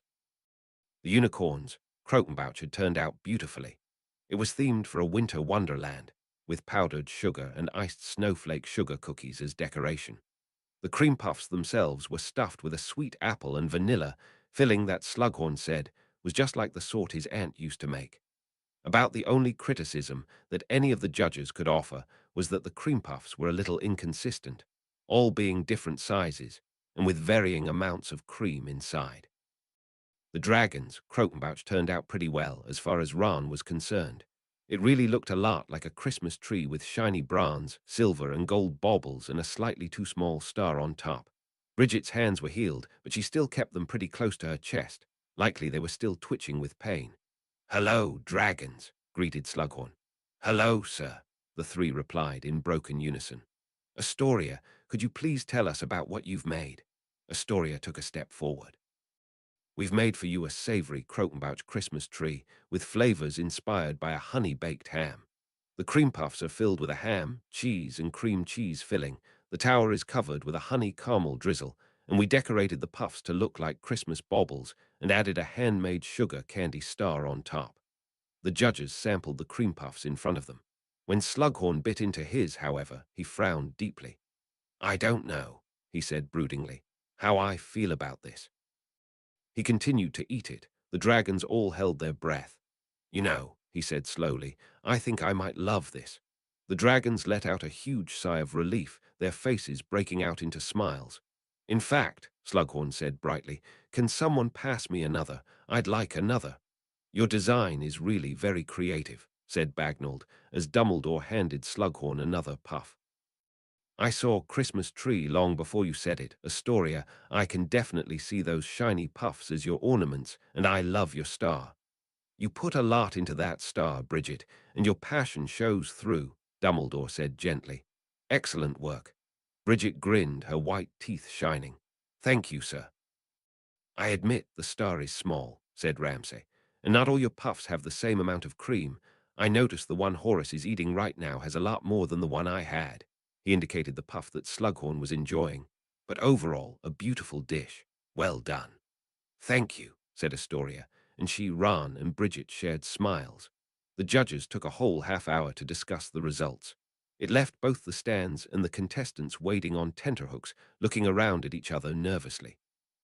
"I wonder what they're saying," said Harry. "It's probably a really difficult decision," said Ginny. "I mean, I have no idea who I'd cut at this point. They all did really well. It'll probably come down to the tiniest details." Hermione bit her lip anxiously, her brown eyes locked on Ron. Finally, the judges came forward with their decision. "Today we were faced with two perfectly gorgeous Crotenbouch towers," pronounced Dumbledore. In any other competition, both these entries would have won their team the whole lot. But alas, we were only allowed to select one. This team was chosen as our winner not just because of their tower, but also the teamwork they showed despite immense adversity. The winner of this challenge is, the contestants and spectators alike all held their breath, the dragons. Ron felt like he was going to collapse. Bridget threw both arms into the air and screamed, "Yeah," at the top of her lungs. Astoria brought her arms around both of her teammates, and the three came together in a huddle-like hug. Meanwhile, both the Gryffindor and Ravenclaw stands burst into applause, delighted that both of their contestants were safe. "Dragons," Dumbledore continued, when the noise had died down, "you took an immense risk with your savory Crotenbouch tower, and it more than paid off. You pushed each other further than any of you could have gone on your own, and it resulted in a beautiful, daring dessert." "That leaves," Ramsay said lowly, "the unicorns." There was a chill in the air that had not been there before as all eyes turned toward the other team. All of them looked like they were in line for the gallows, like they had expected such a result, but were no more ready for it. "I'll be honest, girls," Bagnold said sadly. "This was a very, very hard decision. If I had my way, we would not be eliminating two people from the same team this week. But alas, those were the ground rules we established before the round began. Minister," Hannah burst out suddenly, looking upset. Please save Rose or Millicent. Everyone stared at Hannah, startled. She had started to cry. I led the team, she said in a choked voice. Therefore our loss is my fault, not theirs. Hannah, don't. Rose took Hannah's hand. Hannah turned to her, tears still stuck to her eyelashes. Two of us have to go this week, and the judges have already decided who those two are, Rose said firmly, as she offered Hannah a weak smile. You're not to blame. We were a team, remember. There's no I in team. And no matter who stays and who goes, we're still the unicorns. And I know whoever goes will support whoever stays, with all their hearts. Millicent nodded in mute agreement, her eyes softer than usual in her gaze upon Hannah. Hannah's eyes flooded with even more tears. She took both of her teammates' hands, squeezing them tightly. Slughorn actually had to covertly wipe a tear from his eye as well. The two chefs, Bagnall said at last, though her voice was clearly pained as well, who will be leaving us today are Rose and Millicent. Hannah covered her face with both hands and burst into sobs. Rose and Millicent, who looked like they'd expected that result, both moved forward and brought their arms around Hannah to comfort her. Hufflepuff, Slytherin, please applaud your student chefs.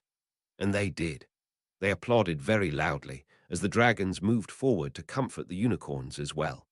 And for that moment, it was like everyone had forgotten this was supposed to be a competition. There was so much genuine affection between these supposed rivals that it felt like any loss was an injustice, and like every single chef ought to be a winner. Chapter 36, The Editorial. Chapter text: Valentine's Day was coming up.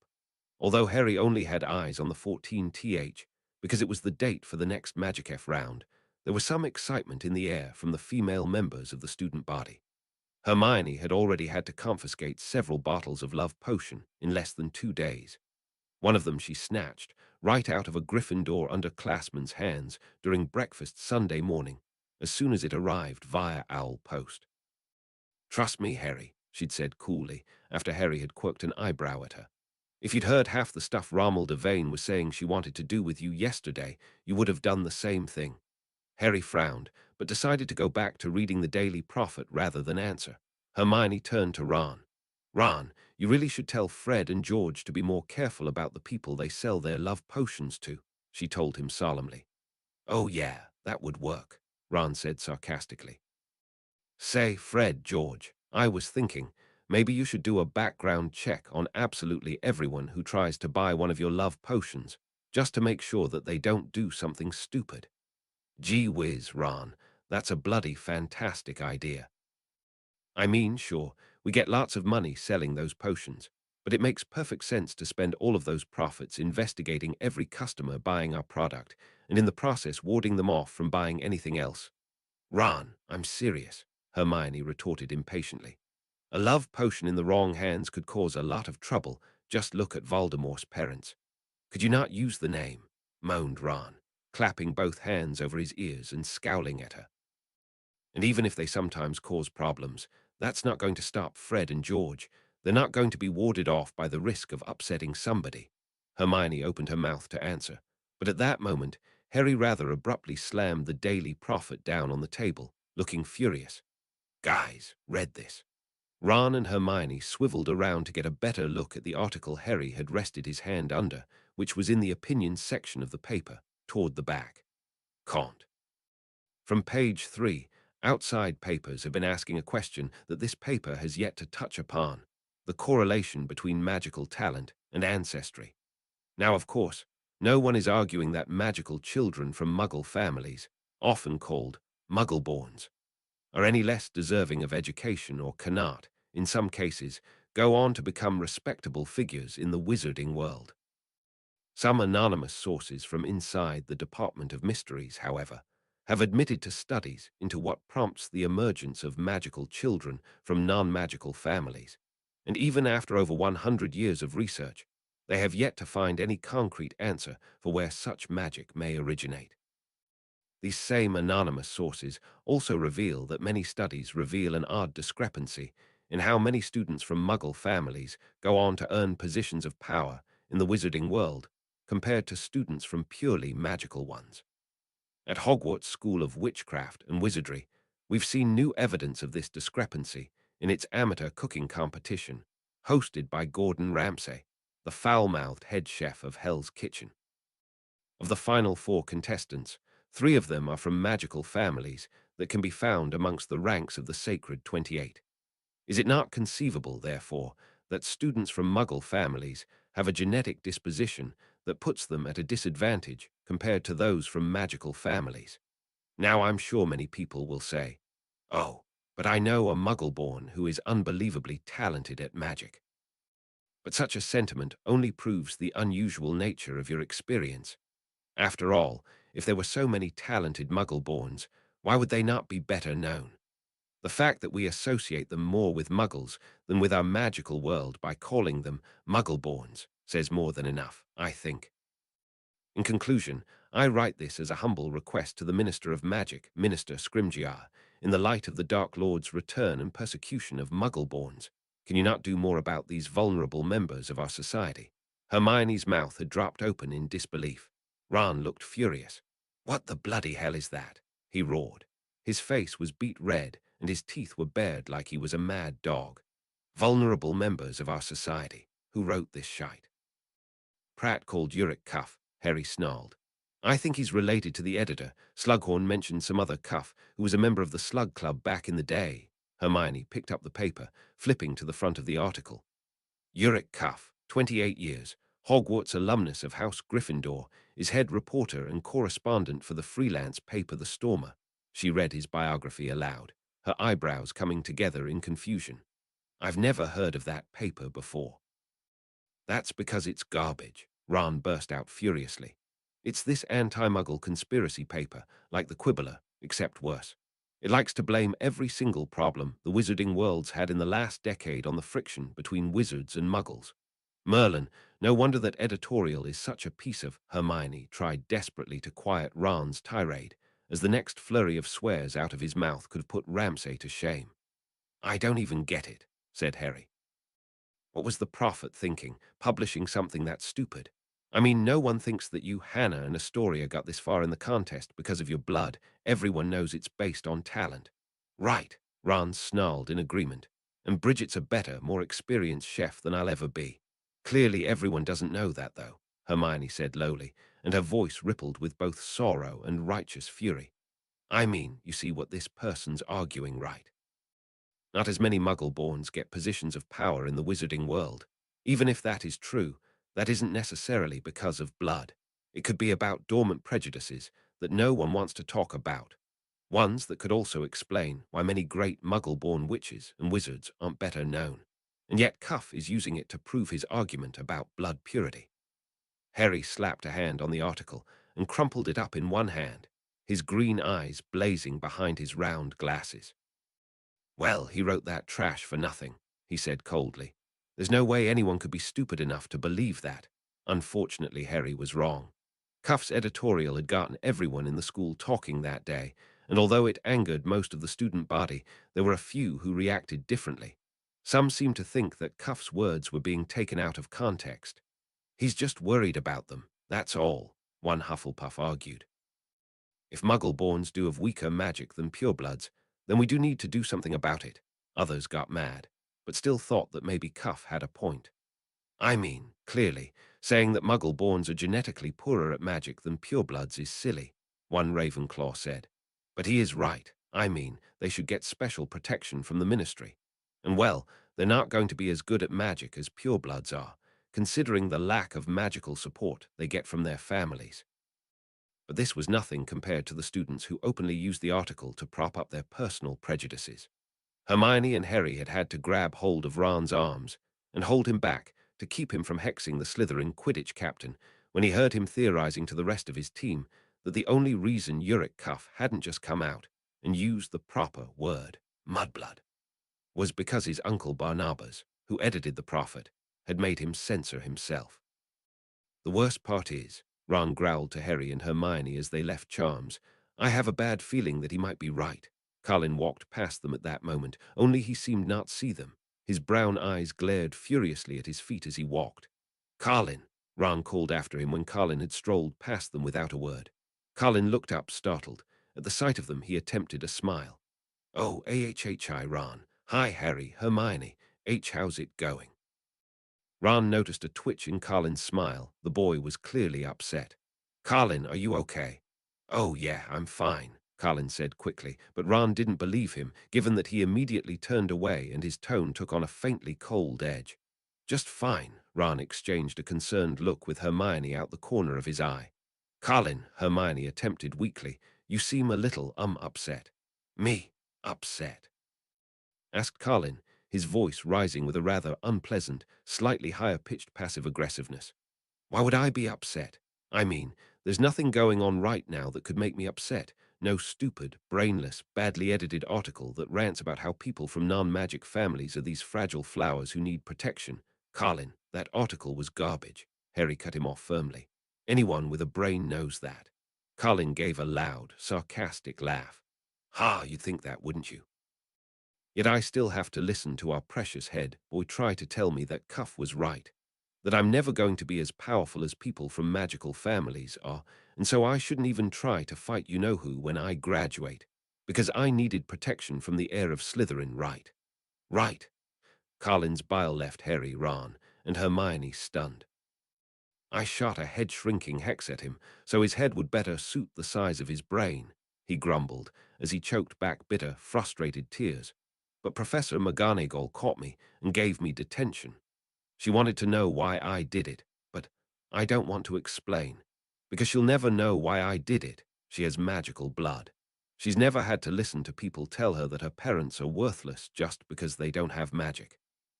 She doesn't know what it's like, having to live a secret life that you have to hide from absolutely everyone back home. How could she know how I feel? There was a silence. Ron glanced at Harry and Hermione, unsure of what to say. Hermione finally stepped forward and brought her arms around Carlin in a hug. It wasn't difficult, given that he was only an inch taller than her. I know how you feel, she said quietly. Carlin didn't hug her back, but he clearly appreciated the gesture as he closed his eyes, and his angry tears streaked down his face. Carlin wasn't the only one upset by Uric Cuff's editorial. Hermione told Harry, and Ron after arithmancy, that she saw that Justin Finch-Fletchley, a Hufflepuff in their year who also took the class, was mysteriously absent, and that she had overheard Susan Bones telling a friend that Justin claimed he wasn't feeling well and had gone back to his dorm. The worst part was that Susan's friend actually tried to suggest that Justin doesn't have to take what Cuff said personally, Hermione muttered furiously as they headed into the Great Hall for lunch. I mean, how can you not? He said that Muggle-born students are generally weaker than purebloods are. How can that not be taken personally? Harry shook his head as they sat down at the Gryffindor table together. I just don't get it, mumbled Ron angrily. Where are all these rats coming from all of a sudden? Everyone's getting along fine. Then one person says something stupid, and suddenly everyone's turning into an as before Ron could finish, though he was interrupted by a loud, shrill cackle of laughter. The three turned to look at the Slytherin table.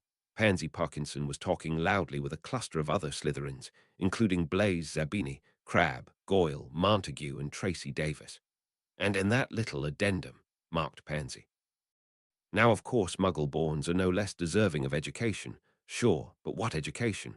I dare say there are a few lessons we could teach the filth around here about respecting their betters. Ron made as if to stand, but Hermione seized his arm with both hands and pulled him back down.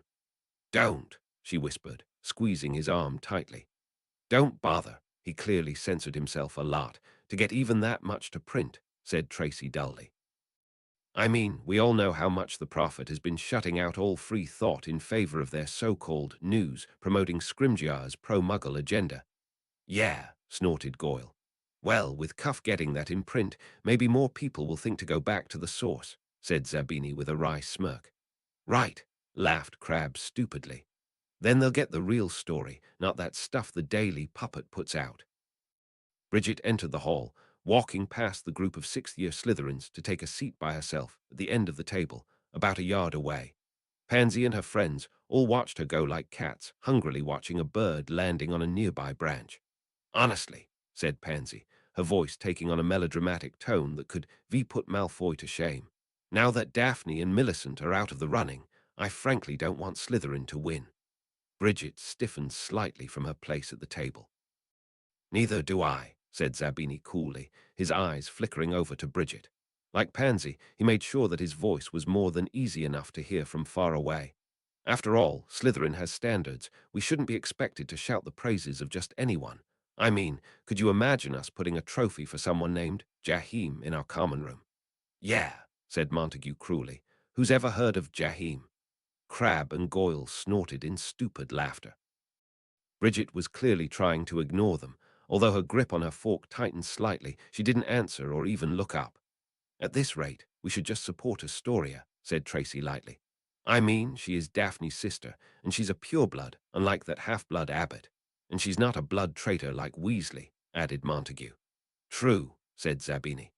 After all, what joy could we find in victory if it's at the hands of a mudblood who cheated her betters out of their rightful prize?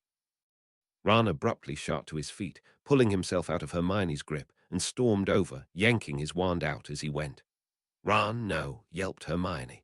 But it was too late. Ron had grabbed Zabini by the back of his robes, roughly pulled him to his feet, and stuck his wand in his face. Take that back, he spat furiously. The other Slytherins shot to their feet too. Bridget whirled around to look up at Ron and Zabini, her black eyes very wide. Take what back? Hissed Zabini, and his lips curled into a sneer. The bit about you being a blood traitor, or about how you desperately want to screw a mudblood pig. Oh, wait, I only thought that last one. Ron's wand flared with dangerous red sparks. Ron, stop, cried Hermione. Harry dashed to Ron's side, pulling his wand out as well. Enough, Snape had arrived.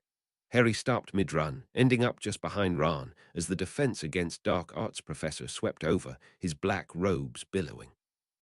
Put Zabini down, Weasley, he spat.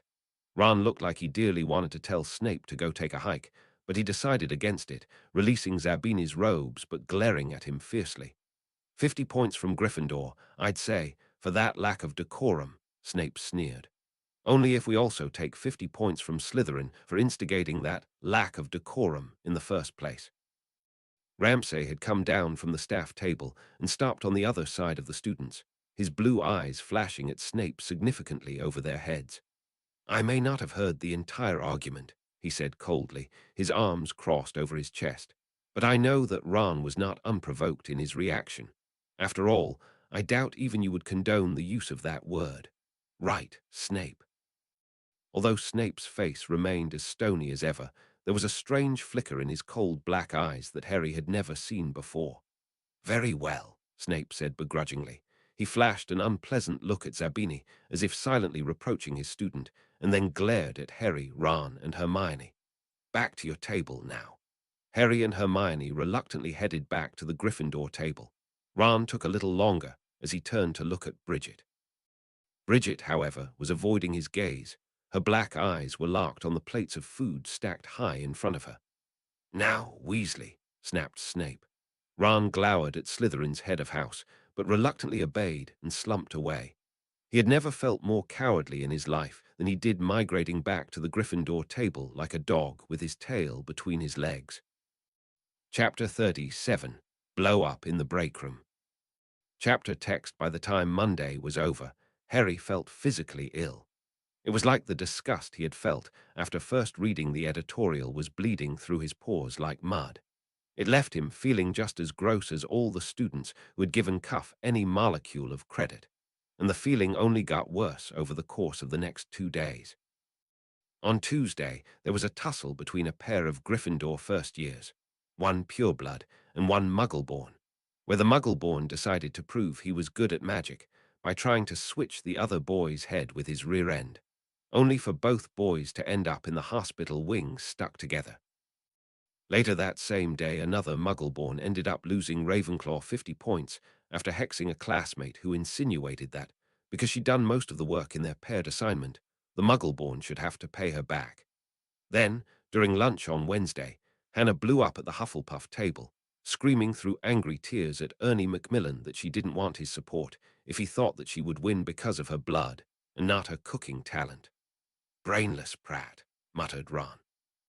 Probably thought that he was being encouraging by saying a competition had no chance against her. He looked for Bridget at the Slytherin table, but she was nowhere to be found. The student chefs had all met down in the kitchens on Monday night as usual, but for the first time, Bridget had not shown up. At the time, Ron had interrogated Daphne and Millicent about how Bridget was doing, but they couldn't offer much. But, but you're in her house, Ron had implored them. You had to have seen her. Of course we saw her, Millicent answered dully. Well, how was she? Did she look okay? Was she upset? Mad? She acted like she was fine when I talked to her, Daphne said. But that doesn't mean a thing to a Slytherin. We always put our best face forward. If we're upset, most of us don't feel like letting the world know it, unless you're Draco, but even he's been going off by himself a lot this year. But can't you tell if she's putting on airs? If you guys do it, Ron, Daphne had cut him off, her voice unusually gentle. Just because you put on a mask every day doesn't mean you can see through everyone else's. Feeling despondent, Ron turned to the Ravenclaw table and found Astoria. She and Arjuna had rather pointedly placed themselves at the far end, so as to avoid Pansy and her friends sitting at the Slytherin table. But Ron couldn't help but notice how unhappy Astoria looked at all the attention she was receiving. There was a group of Ravenclaw girls who had gathered around Astoria, but seemed to have no idea just how uncomfortable their presence made her. She must feel awful, Hermione whispered, when she noticed where Ron was looking. I mean, how must it feel to know that people only want you to do well because you winning would prove their gross theories about blood purity? I know, muttered Harry. Who'd want to win with that hanging over your head? Arjuna abruptly got to her feet at that moment, her black eyes flashing furiously. You shallow-minded Darksies, she snapped, her voice raising enough that everyone could now hear her. Believe anything you read, do you? Or do you just believe it if it gets published in the Daily Prophet? Did you learn nothing from Fudge covering up you-know-who's return last year? Astoria tried to soothe her by grabbing hold of her arm, but Arjuna yanked out of her grip, getting right up in the other Ravenclaw girls' faces with ferocity. My father works in the Department of Mysteries. He may not talk about his work at home, but I know for a fact that the studies they work on are about the advancement of magic as a whole, not to bolster bogus theories about magical eugenics. No offense, Arjuna, their button-nosed, blonde doormate Hilary Erskine said solemnly, but anything you claim we sort of have to take with a grain of salt, given your track record with the truth. Astoria opened her mouth, looking furious as well. Before she could speak, however, a very tall figure stepped in and not so subtly shoved his way into the crowd of girls, making them scatter so as to not get trodden upon. Ladies, I think it's time all of you clear out before I decide to make you, Eddie Carmichael told the underclassmen coolly. Why is that a threat? Stammered Hilary, clearly trying to sound brave, but only giving a pitiful attempt at righteous fury. Carmichael fixed her with a perfectly fearless look, his hazel eyes narrowing slightly. Hilary visibly trembled. Why, yes, he said lowly. I suppose it is. The girls exchanged looks among themselves before the group reluctantly dissolved and they all went their separate ways. Carmichael glanced over his shoulder at Astoria. You okay, Greengrass? Astoria frowned at him. Why did you do that? Here I thought there'd be only two possible answers to my question, yes or no, Carmichael said sardonically. Yet it seems you've thought of a third one, ignoring the question altogether. Astoria's light blue eyes narrowed slightly.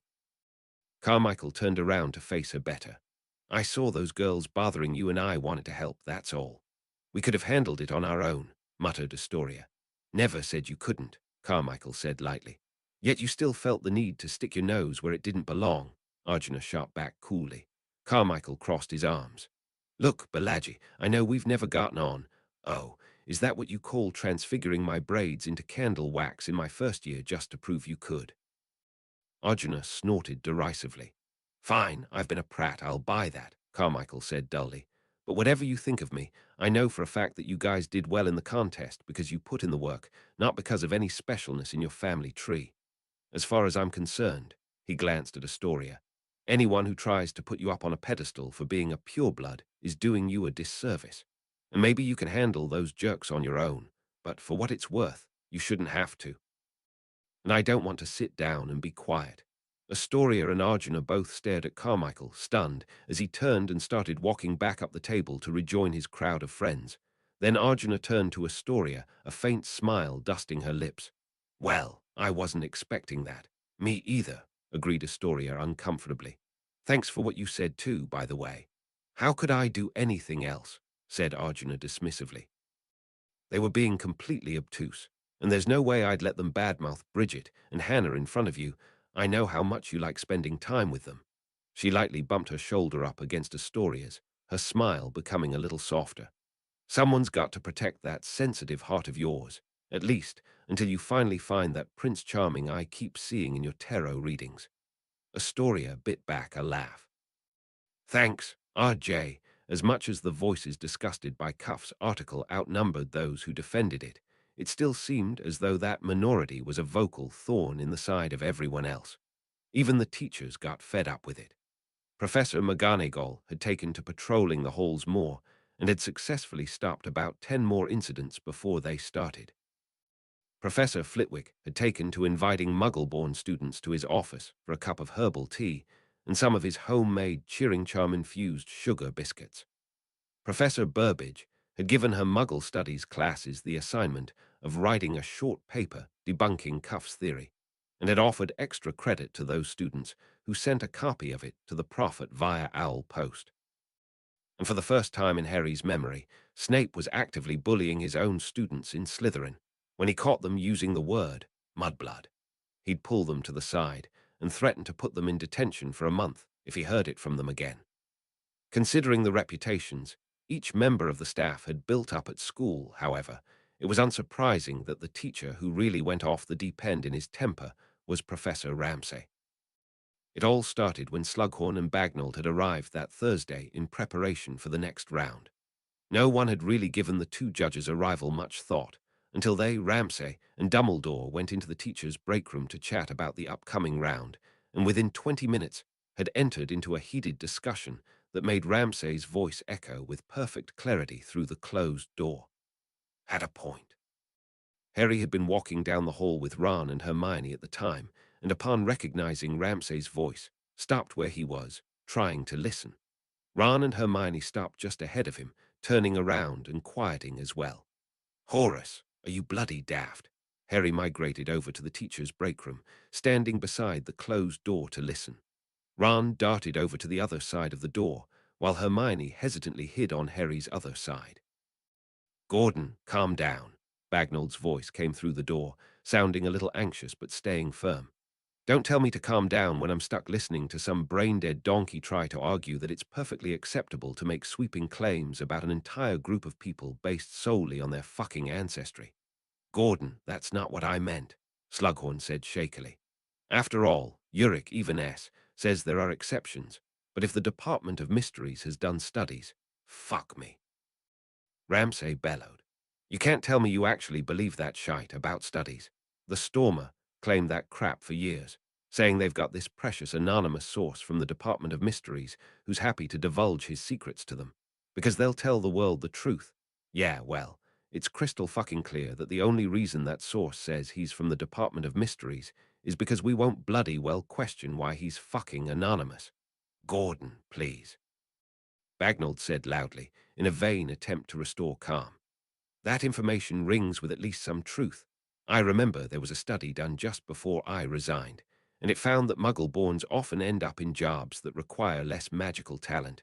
A later study of the same variety, however, Dumbledore said coolly, found that those Muggle-borns often had earned the same amount of newts as so-called purebloods, who had ended up in higher positions, sometimes more. Regardless, said Bagnold, though she sounded a bit flustered, the point still stands that there is a correlation, one that's worth discussing, whatever the cause, and even if the editorial itself has little value, it at least opened up that discussion. This seemed to enrage Ramsay further. Are you fucking serious? Cuff was in no mood to discuss anything. He urged the minister to do something about the Muggle-borns. We all know what the hell that's fucking code for. Gordon, that boy's the nephew of an old student of mine, Slughorn tried to soothe him. Barnabas has never shown any prejudice against Muggle-borns. I doubt very highly that the boy meant that. That so-called boy you're talking about is 28 years old and a fucking adult, roared Ramsay. He knew exactly what the hell he was saying, and if he somehow didn't, then his brain clearly has gone past its expiration date, and I'll dig the remains out of his skull with a spoon before letting him pick up a quill again. Gordon, please mind your volume, Dumbledore said patiently, though judging by the coldness of his tone, He seemed to agree with Ramsay's sentiment. "Gordon, I know why you're upset," Bagnold said sympathetically. "This article was bound to upset you, given your ancestry. After all, you yourself were never able to reach your fullest potential, thanks to your Newt scores. Don't you dare." Harry, Ron, and Hermione all flinched back. Ramsay's voice had suddenly gone louder and more furious than they'd ever heard it before. "Don't you fucking dare claim I'm angry just because my precious feelings got hurt. Have you fucking lost your memory of the last 20 years? Have you forgotten that we lost hundreds of good, innocent people to you-know-who the last time he came to power, all because people rallied in the thousands to fight for him?" "I most certainly have not," Bagnold shot back, her tone ringing with pain and righteous fury. "Given that I was leader of the entire wizarding world during those events and witnessed more than my fair share of friends and family die at the hands of he, who must not be named.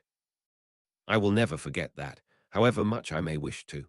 Yet you have the gall to not give a shit when some condescending, dick-faced, shit-for-brains asshat tries to drum up support for new Death Eaters in the most popular paper in the wizarding world." "Enough," said Dumbledore sharply. There was a painful silence. "Millicent, Horace, I'm afraid, will have to reschedule this meeting to later this evening. I'm afraid I've suddenly come down with an illness and must return to my office forthwith." From his low, harsh tone of voice, however, it was very clear that Dumbledore's illness had an external source. There was a shuffle. Barely 5 seconds later, Dumbledore had opened the door. Harry, Ron, and Hermione stumbled back, not having been fast enough to avoid getting caught. Dumbledore peered down at Harry through his half-moon spectacles, his light blue eyes misty and hard to read. Harry held his ground, even though his face was flushing. "I heard raised voices," he said lowly. "I wanted to make sure everything was okay." Dumbledore's eyes moved over Harry's face, clearly scanning his expression and eyes for any signs of dishonesty. Then the headmaster gave him the very slightest and softest of smiles. "Very true to you, Harry." With this, he swept down the hall. When Harry glanced over his shoulder to watch Dumbledore go, he noticed for the first time how many other students had stopped in the halls behind him, Ron and Hermione, also clearly wanting to listen in. Harry then looked through the open door at the 3 judges left behind in the break room, all of whom appeared stunned by the size of their audience. Bagnold looked like a deer in the headlights. Slughorn's mouth was left slightly open. Ramsay stared at Harry for a moment, his blue eyes running over his face. Then he recovered, getting to his feet and strolling quickly into the hall as well. "All of you move along," he told the students in the hall under his breath. "The class bell won't wait up for you lot, so take off." Chapter 38, Round 5, Prep Time. Chapter text with how things were going. It was unsurprising that everyone at school was looking forward to the next round of Magic Junior even more than usual. It seemed like the contest and the promise of Quidditch matches returning in March were the only enduring glints of sunshine that kept the students going. The morning of Valentine's Day, Harry, Ron, and Hermione came down to breakfast as usual, trying to ignore the cutesy, overly romantic air of the place as girls and boys greeted each other with magically sprouting flowers and singing cards. "Is it just me, or does it get more and more schmaltzy every year?" Ron joked. "It's not just you," said Harry. He glanced over at Ginny, who was already sitting at the Gryffindor table and had already gotten dive-bombed with a whole stack of badly singing Valentine's Day cards by a flock of owls. When she couldn't seem to silence them, she angrily set them on fire with her wand. Harry couldn't help but smile fondly. "Oh," Ron said abruptly. "I almost forgot." He dashed over to the Ravenclaw table. Harry and Hermione, looking at each other in confusion, followed him. "Astoria," said Ron as he came to a halt in front of her and Arjuna. "Happy birthday." Astoria looked surprised, but smiled anyway. "Thanks, Ron. It's your birthday today," asked Hermione. "Unfortunately," Astoria said sardonically. Arjuna lightly punched Astoria's shoulder. "Story's always hated having her birthday on Valentine's Day," she said lightly, her lips curled up in a fondly wry smile. "I told her it suits her, but she doesn't believe me." "Sorry if I don't quite see myself in a day that somehow makes red roses boring," Astoria replied coolly. Ron laughed. "Well, maybe after the round is over, we can bake you a little cake, eh? Only if I make it to the next round," Astoria said with a wry smirk. "If I don't, I'll have to make my own cake." "Suit yourself. Well, see you this afternoon." Harry, Ron, and Hermione waved goodbye to Arjuna and Astoria and headed back toward the Gryffindor table. As they made to sit down, however, Ramsay strode up to them. "Good morning, Ron." Ron looked up at Ramsay, startled. "Oh, morning, Professor. We'll be meeting a little earlier than usual today," Ramsay told him. "After breakfast, come straight down to my classroom and we'll go over the next challenge." "Okay," said Ron, sounding a little surprised and confused but smiling all the same. Ramsay gave Ron a small smile in return. His blue eyes flickered over to Harry and Hermione as well. "Look," he said slowly, "about what happened the other day, I'm sorry you had to overhear that." "Why?" said Hermione, frowning deeply. "You didn't say anything bad. It was Minister Bagnold and Mr. Slughorn who were in the wrong." Ramsay shook his head politely. "Regardless of how you feel about Millicent and Horace, and I assure you they're decent enough people, even if they might lack self-awareness. From what I heard, it sounded like they lack a few other things, too," Ron muttered sourly. "A moral compass, brain size." Ramsay placed a hand on Ron's shoulder, his expression quite grave. "Careful, Ron, I know it's easy to label Horace and Millicent as purely bad people after hearing something like that, but please do not judge someone based solely on one conversation. Are Millicent and Horace prejudiced? Yes. Were they wrong? Definitely. Are they evil? No. They may not help the situation, as they can be enablers to actual evil. But there is a difference between someone who makes faulty judgments about an entire group of people and someone who deems himself superior to them. Millicent thinks that we must treat everyone's opinion with value, even if that person is a radical blood purist. Horace thinks that coming from a powerful magical family improves the likelihood of your success, even if some of his best students contradict this. They do not, however, consider themselves or other purebloods superior to Muggle-borns, and both of them have been friends to me. That is why I was so angry with them, because I know they can be better than how they acted yesterday. Harry, Hermione, and Ron exchanged glances, not wholly convinced. "And besides," Ramsay continued solemnly, as he withdrew his hand, "I would have preferred that you hadn't heard any of the argument at all. I'm your teacher, and I'm supposed to set a good example." "I reckon you did," Harry said plainly, his eyebrows raised. Ramsay turned to Harry, staring at him for a moment. There was something misty in his eyes, something thoughtful, yet his gaze almost seemed to go right through Harry, seeing something no one else could see. Then he smiled a little more fully, his blue eyes becoming oddly soft. "Thank you, Harry." He then turned to Ron. "See you downstairs." "'Kay," Ron called after him as Ramsay walked out of the hall. Harry and Hermione bid Ron goodbye after breakfast, heading upstairs to Defense Against the Dark Arts with Snape, while Ron headed downstairs toward the dungeons. When Ron arrived, the other contestants were already there. Astoria was the only one of the three standing. She was leaning against the wall casually, her arms folded behind her back to serve as a cushion between her back and the cold stone. Hannah sat in a chair behind a desk, slouching slightly and her arms resting in her lap. Bridget was sitting idly on top of the desk in front of Hannah, one leg crossed over the other and looking as effortlessly confident as always. "Hey, Bridget," greeted Ron, heading over to her at once. Bridget looked up. At the sight of him, she smiled. "Hi, Ron." Ron's blue eyes ran over her face, scanning it carefully. She didn't look upset. She looked the same as ever, really. Yet Ron couldn't help but feel like she shouldn't look the same as ever, given what had happened and how much she'd avoided him. Had she recovered on her own? Possibly. Bridget clearly noticed the concern painted on Ron's face, and her smile faltered slightly. "Ron, I'm fine," she reassured him, her white teeth blazing in a confident smirk as she waved her hand dismissively. "Pansy and her friends are jerks. Why would I care about what they think?" Ron almost believed her, until he noticed the strange, almost cruel glint in the corner of her black eyes. "Bridget," he was interrupted, however, by the judge's arrival. Dumbledore, Ramsay, Bagnold, and Slughorn entered the room one by one. When they stood side by side, Dumbledore stood firmly between Ramsay and Bagnold and Slughorn like a physical barrier, and all four of them kept their focus exclusively on the students, rather than looking at each other. It was clear they jointly decided to act like the argument the other day had not happened, even if the tension between them had not fully cleared. "Good morning, chefs," said Dumbledore. "Today you shall face your most grueling challenge yet. This round, however, will take place in a brand new location." Ron felt something yank at his pant leg. He looked down and was faced with the tennis ball-like green eyes of Darby, the house elf. "Take Darby's hand, Master Weasley," he said brightly. Darby will take Master Weasley to his workstation. Blinking in surprise, Ron nonetheless gave a nod and took hold of the elf's outstretched, long-fingered hand. Crack! In an instant, they had left Ramsay's classroom and were suddenly standing in a more than familiar space, which was stuffed to brim with house elves darting across the floor, carrying tall stacks of dirty dishes. "Welcome to the Hogwarts kitchens," Slughorn said jovially as he released Coco's gnarled hand. "I believe you all are quite familiar with this space already, am I right?" Ron couldn't help but shoot Slughorn a sour expression.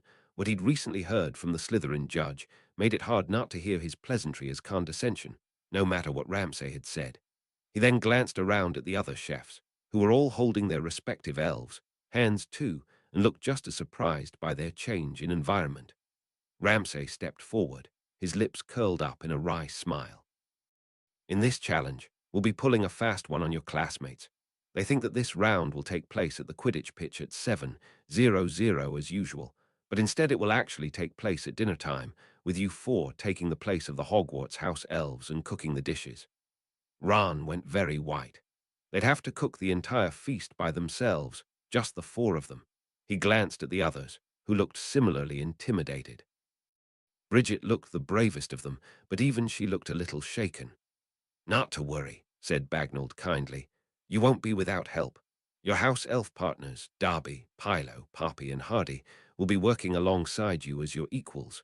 They will not only be allowed to act as a resource, but they can also jump in to help you more than they have in the past. You can ask them for cooking advice, or to mind your burner while you work on something else, or even to help you cook a particular dish if you're running behind. With their help, you will be able to prepare every dish that goes out onto the tables upstairs. Each dish you prepare will be placed on a plate of a certain color to help us keep track of which chef made what. Astoria, your food will go on bronze dishes, Hannah on diamond, Ron on gold, and Bridget on silver." She held up each of the plates in turn for them to see.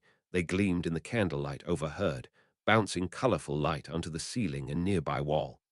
"This round will test your endurance, patience, skill, and composure," said Dumbledore. "There will be no glamour or glory during this round, merely grueling, stressful work that you will somehow have to come out the other end of with a smile on your face. You will be put under astounding pressure to keep up with demand. You will have to prepare dishes quickly. But you'll also have to prepare them well enough to coax the people sitting around the plates to sample them. It's the elves' policy that any dish left untouched after 10 minutes is immediately brought back to the kitchen and treated as if it was sent back. That means all other dishes are put on hold until that one is fixed. Empty plates are also brought back, and an empty plate must be replaced by a fresh version of the dish as quickly as possible. After the feast, we will select the top 2 student chefs who will go on to compete in the finale. As your headmaster will have to be upstairs during the feast, said Bagnold, you will be overseen largely by the Hogwarts house elves, who will give us their final report at the end. One of your judges has also volunteered to stay behind and lead you as head chef. She smiled wryly. Can you guess who it is? The student chefs had a bad feeling they knew exactly who. As a unit, they all very, very slowly trailed their eyes over to Ramsay, who smiled broadly. "Me," he said, his eyes twinkling with mischief as he crossed his arms over his broad chest. Despite how pleasant Ramsay had always been to him, Ron was no less terrified by this revelation. Everyone knew about Ramsay's relentless, strict attitude in the kitchen and about how loud and brutal he could get if things were not up to his standards. And the idea of having to face Ramsay's temper head-on was more than a little intimidating. "You're here nice and early," said Ramsay, pushing his rolled-up sleeves a little higher up his arms, "so that the house elves can show you how to make all of the different dishes. Some of these I'm quite sure you already know how to make, but some you probably have not. To make sure we're all on the same page, we'll go through all 16 of them." And so the grueling training session began. The elves worked on dishes 4 at a time, with each student chef going around in a circle observing each one. By the end, the elves had instructed them how to properly prepare all the entrees: roast chicken, steak and kidney pie, cottage pie, shepherd's pie, lamb chops, and Yorkshire pudding, and the sides of roast, mashed, and boiled potatoes, as well as apple pie, chocolate gâteau, treacle tart, and hand-churned chocolate, vanilla, strawberry, raspberry, and butterscotch ice cream. It was dizzying and anxiety-inducing. Ron was a bit comforted by how most of the things they were making were things he'd seen made at home, but he was also concerned by how precise everything was. The elves seemed to have little interest in spontaneity. Every dish was regimented and had to be consistent in taste and in quality. It was nothing like how Mrs. Weasley cooked at home or how he'd cooked in this competition. It had been so fun to cook whatever he wanted, however he wanted. But this time he'd have to follow everything right to the letter. The food that the elves had prepared ended up being a little private feast for the 4 student chefs and Ramsay. They sat around a small table that the elves had set up in the corner, enjoying their lunch. Ron didn't think he'd even seen Ramsay looking more jovial than he did enjoying the elves' delicious food. "Excellent Yorkshire, I must say," he said, indicating the pie with his fork. "Yeah," Ron agreed through a mouthful of pudding. The others nodded too. Ramsay rested his hand on the side of the table, still holding his fork in a loose grip. "So how are you all feeling? I know we've thrown a lot at you all at once." "Yeah, but I think I can manage," answered Bridget with a smile. Once again, Ron had the feeling that Bridget shouldn't be as confident as she was acting. Ramsay seemed to feel the same way. "It's not just an issue of you managing it," he said patiently. "You 4 are all talented chefs, but this round it'll be all about you coming together as a cohesive team and getting the job done." "I'm sure we'll do just fine," Hannah offered brightly, even though she still looked a little worried. "I mean, we've done team challenges before." "Yes, you have," granted Ramsay. "But I'll warn you right now, working in a real kitchen is different than cooking for a panel of judges. It's exhausting, it's thankless, and it's very, very hard. And that's just for cooking for adult diners, let alone children." Ron's stomach twitched with nerves. He glanced at Astoria, who also looked a little concerned. "Well," he said with a weak smile, "at least we won't have an audience watching us while we're running around like chickens with our heads cut off, eh?" Hannah giggled. Astoria smiled broadly. "That is one benefit, yes," Ramsay said with a wry smile. Chapter 39, Round 5, Elimination. Chapter text: The 4 student chefs began their ordeal at 4:00 p.m., just 1 hour before dinner was to start, when they had to make the first round of dishes. By the time they were done about an hour later, they had to immediately start prepping for the next round that would invariably follow. It was more than a little draining. Ron felt very fortunate that he was strong and fast enough to carry multiple plates of food to the chef's window at a time and also do it quickly. At one point, Ramsay had scolded him without curse words miraculously for his Yorkshire pudding being underdone and refused to send it out the way it was. Ron quickly fixed it and sent it back out 3 minutes later, and Ramsay deemed it satisfactory the second time. Despite that hiccup, though, his dishes weren't turning out too badly. Given that he grew up in a family of 9, Ron was more than used to stress in the kitchen. Mrs. Weasley was always bustling around like crazy whenever she had company around, so all the hustle and bustle felt almost normal. The others, however, were having some difficulty. Ramsay had had to bark at Astoria and Hannah to speed up a little, as they were putting out fewer dishes than the other 2. Astoria had been flexible enough to adapt, but poor Hannah, being much more of a slow and steady type, was getting flustered. 2 of her dishes were sent back, and at one point she even sent out the completely wrong dish, and she had to immediately put down everything else to make the correct one. Fortunately, her partner Pilo, who was also the head chef among the Hogwarts house elves, was very helpful in taking her finished dishes to the chef's window for her, and he even took a minute to give Hannah some advice. "Dinner time is always stressful for the kitchen staff," Pilo told her kindly. His warm golden eyes crinkled upward as he smiled. "Pilo doesn't think it feels quite as good after all his work, if it isn't hard while it's happening. Miss Abbott thinks so as well, right?" Hannah gave a weak laugh, choking back some tears. In response to Hannah's trouble as well as to help herself, Astoria had asked her house elf Poppy to expedite for the 4 of them, reciting out which orders needed to be done one at a time. Unfortunately, once Poppy started doing that, that was when Bridget started going downhill. "Cottage pie for the Ravenclaw table," squeaked Poppy. "I've got it," said Bridget. "Bridget," Astoria said, looking up from her Yorkshire pudding with a disapproving frown. You've got 4 plates in front of you right now. Let someone else do it. I said I've got it. Bridget cut her off, her voice unusually cool. She put down her pan of boiled potatoes for a moment, shifting over to the oven so she could take out her 3 shepherd's pies and put them down to cool while she started gathering the ingredients for the cottage pie. Ramsay, who was observing the whole thing from the other side of the chef's window, frowned deeply. Bridget, remember, you're a team. But I've got it, Bridget said stubbornly, dropping off 2 of the shepherd's pies in the window. Gryffindors and Slytherins shepherd's pies, order up. Ramsay shook his head as he examined both pies and then handed them off to the house elves to take upstairs. Astoria and Hannah exchanged a look. Then Hannah, still looking quite pale, put down her unfinished butterscotch ice cream and came to stand just behind Bridget, looking over her shoulder at her dishes. Bridget, she attempted gently, are you sure you don't want some help? I'm sure, Bridget answered smoothly. Once again, though, her voice didn't quite sound right. It wasn't quite as amiable as it should be, instead being almost curt. But Hannah clutched the front of her apron anxiously, and she offered a weak smile. Bridget, you've got to be getting tired. I'd be happy to help out. I can do the cottage pie while you finish up your other dishes. Thanks for the concern, Bridget shot back, her voice becoming a little cooler now as she dashed some dirty dishes over to the sink, ignoring Hardy's failed attempt to take the dishes for her. But I'm fine. I'm sure you are, but I'd like to help, Hannah said earnestly. I mean, you can't do it all by yourself, so Ron, who had only just returned from putting some dishes in the chef's window, came back just in time to see Bridget's black eyes flare, and he knew at once that Hannah had said the exact wrong thing. Oh, I can't, can I? She retorted. Can I not do it because you can't do it, or because it's me that's trying to do it? Hannah flinched, visibly taken aback. What?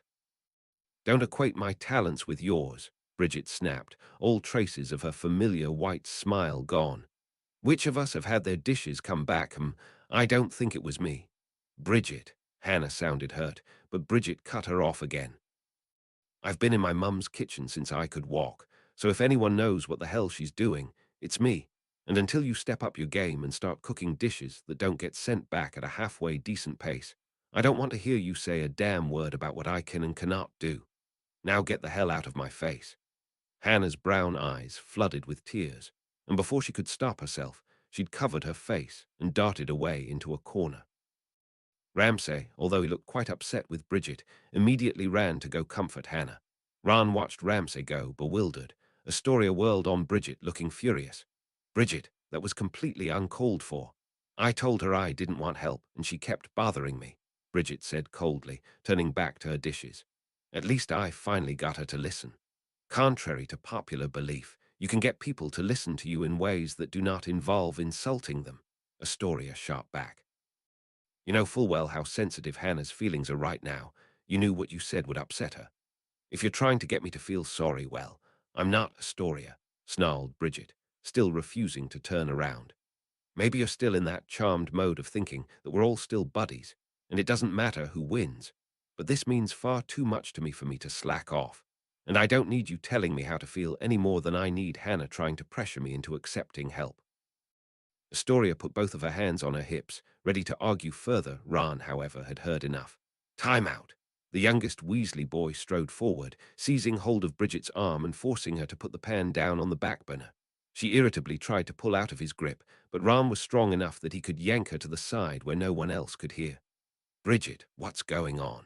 He muttered to her. Nothing, grumbled Bridget impatiently. I'm just trying to win, that's all. Give me that, said Ron, keeping a rein on his temper as best as he could. You've been acting off all day. Is this because of what Pansy said, because of that stupid article? Bridget's black eyes flashed with some more of that cruelty Ron had seen earlier. I don't give a damn about what Pansy and her crew thinks, she mumbled icily. If that's true, then why are you refusing our help? Demanded Ron. We've worked together before, Astoria. You and I were a great team. Dragons, remember. In that scenario, Astoria was assigned team leader. Here we're equals, Bridget answered, her voice starting lightly cool but then shifting to a harder, harsher tone as it went on. And I frankly don't like to be told that I can't do something. This isn't about you not being able to do something, Ron said insistently. No one could feed an entire bloody castle on their own. You can make your own dishes, Bridget said sharply. They'll go out on your plates, and they'll be your own work, but I'm not going to share credit in this round with anyone, not Hardy, not Astoria, not Hannah, not even you. Why? Because if I do, then all the credit will go to the person who helped me. Because if I don't do it all on my own, then any success I achieve will be one I won by standing on the shoulders of others, not by my own merit. I thought you said what Pansy and her friends think doesn't matter, Ron challenged her. It doesn't. Then who are you trying to prove yourself to? Everyone else, Bridget screamed at last, her voice almost aching with how much fury and vengeance was seeping through it. I know I'll never change Pansy's mind, or Blaze's, or Vincent's, and I don't care. They're all blood purist pigs.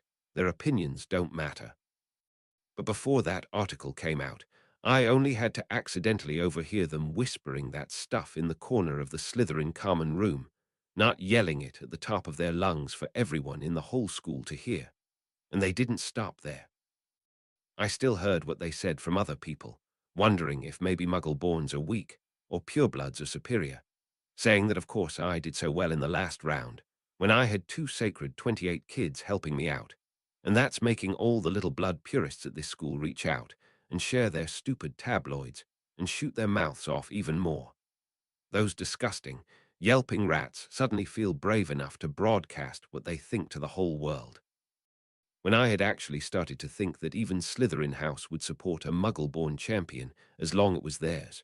When I had only just gotten comfortable and thought that I'd finally found a place where I belonged, where I wasn't a freak or different, her black eyes were swimming with pain, and it made her lash out with venomous bile. I hate them, and I'm going to prove them wrong. I'm going to prove them wrong before the whole world and turn them back into the pathetic, laughable wretches they were before the war started, the people who even other Slytherins gave a birth to, because their beliefs were such utter bull that no one ever thought to listen. I want to step on every single one of those pureblood supremacist dung-bombs on my way to the top and kick them back down into the mud from whence they came. A tear had started to form in the corner of Bridget's eye, but she ignored it. And the only way I'm going to do that is to win this contest on my own. There was a silence. Bridget breathed in and out, struggling to steady her breath. Ron had never felt so simultaneously sympathetic and frustrated at the same time. He could thoroughly understand Bridget's position. It had to have felt so awful for her, to have to listen to all that stupid stuff, and know that even her own house wasn't fully in her corner anymore, not to mention the thought that she'd felt like she'd finally found a place where she could fit in, only to have her hopes dashed. That sentiment of Hogwarts being like a home was familiar, though not because of Ron's own experience. You and Harry were my first friends ever, and you just don't understand that, do you? Hermione's words rang out in Ron's head, accompanied by the memory of Harry's excitement when Ron first joined him at the Gryffindor table. Both of his best friends knew that feeling Bridget described. The Dursleys had called Harry a freak because he could do magic. Malfoy had called Hermione a mudblood in the past, and even Ron had made fun of her at the beginning of first year for how much of an obnoxious teacher's pet she could be. Yet despite all this, Ron knew that Bridget couldn't possibly win by shutting out everyone else. But even if he said that, he knew it wouldn't change her mind. If Bridget accepted help, then people would question her victory. She was too determined to get back at the people who had hurt her that she was now too proud to accept help in getting there. Self-destructive tendencies, Ron recalled glumly. It seemed Bridget hadn't been kidding about that. He exhaled heavily through his nose, his blue eyes trailing over Bridget's face. All right, he said at last, very quietly. If you don't want help, then I won't force you. I won't give you anything unless you ask for it, and I'll make sure the others back off, even if I think you're wrong. I really hope that you're right. Something in Bridget's face twitched, although it remained hard. Her eyes lost some of their coldness as Ron turned away and headed back to his station. Ramsay had already returned with Hannah, who was wiping away some of her tears. Professor, Ron started, but Ramsay raised a hand to stop him. I heard enough, he said calmly, and he gave Ron a small smile, and honestly, I think you handled it well enough already. He then turned to Astoria, Hannah, and the returning Bridget with a more solemn expression. Back to work now, all of you, and let's keep the tiffs to a minimum, please. After that, a rhythm was established. While Poppy recited orders, Bridget continued doing 5 plates each, all of them perfect by herself. Astoria worked on 3 dishes at a time with Hardy and Pilo's help, almost as perfect as Bridget's. And Hannah and Ron tag-teamed, each of them taking turns watching each other's dishes and taking them to the window. The pace was frenetic enough that Hannah still seemed a bit overwhelmed, but Ron was quick to jump in and help whenever she had to stop to catch her breath. "Darby, can you take Hannah's ice cream up?" he asked, as Darby brightly popped over and carried the diamond-serving bowl full of strawberry ice cream to the window. Ron looped an arm around Hannah's shoulders, giving her a light squeeze. "I know, it's bloody mad," he said lightheartedly. "Think of it this way, though we'll eat ourselves silly when this is all done, right?" Hannah gave a soft giggle and nodded. Astoria smiled slightly at the two of them. "Well, there should be a birthday cake in my future," she said lightly. "So there's always that. How about a triple-layer carrot cake?" "Sounds delicious," said Hannah, her brown eyes twinkling warmly. Ron glanced at Bridget over his shoulder. "Maybe the two of us can add some vanilla ice cream to that too, eh, Bridget? Make an a la mode." Bridget didn't turn around, but judging by her back, she seemed almost surprised Ron had suggested such a thing, as if she was surprised that he could still talk so nicely to her after how badly she'd acted. "Let's focus on finishing this round first," she said very quietly, though this time there was none of the coldness she'd shown before. Ron took her lack of an answer in stride. He'd seen such behavior in Daphne before and knew that it was an issue of discomfort and pride that made Bridget not play along, not lack of caring. "Right, we'll knock the socks off this feast, and then we'll make the carrot cake a la mode. Maybe we'll use the ice cream as the icing. We'll alternate between butterscotch and vanilla, all the way up, and we'll make it 15 layers high and cover the whole thing with edible pearls. And only the 4 of us will be allowed to eat it." Bridget didn't answer, but her posture relaxed slightly. When the tiring, grueling feast was over, the house elves took all of the dirty dishes to the sink, allowing the students to finally catch their breath. "Well done, you 4, said Ramsay. "That was definitely hard, but you all did amazingly well with the challenge put before you. We only had 3 dishes come back all night. There's no way I could have done so well the first time I started working in a kitchen. Before we head upstairs, I'll need to consult the house elves, and they'll give me their conclusions about which chefs they think should advance. Pilo will then covertly pop up to the other judges and fetch me their opinions, and we'll head upstairs and surprise everyone with the results." The student chefs took a 30-minute break, in which they devoured a whole roast chicken and gulped down the 3 canisters of pumpkin juice that the elves had made especially for their dinner. Then, following Ramsay, they started back upstairs. "We had a few Daily Prophet reporters visit the Great Hall for dinner," Ramsay explained, as they trudged up to the main level together, supposedly doing a study on the house elves and their food that they could then use in an article they're writing. Of course, what your classmates don't know is that that article is about you and what everyone thought of your food. On Ramsay's direction, the student chefs waited outside the Great Hall until he gave them the signal. Within a minute of Ramsay entering, they could hear him address everyone in the hall from the other side of the door. "Good evening, everyone, enjoying the feast." Bridget glanced at Hannah out the corner of her eye. She looked like she wanted to say something, but she didn't quite have the heart to. She looked much too guilty, so she tried to obscure her feelings by turning away. Hannah, noticing the difficulty Bridget was having, showed her some pity and spoke first. "Bridget," she said gently, "I just want to say that I'm sorry I pushed you, and I hope you know that I think you're brilliant. We all do." She indicated Ron and Astoria as well. Ron nodded. "Whatever happens, it won't be because of blood," Astoria said firmly.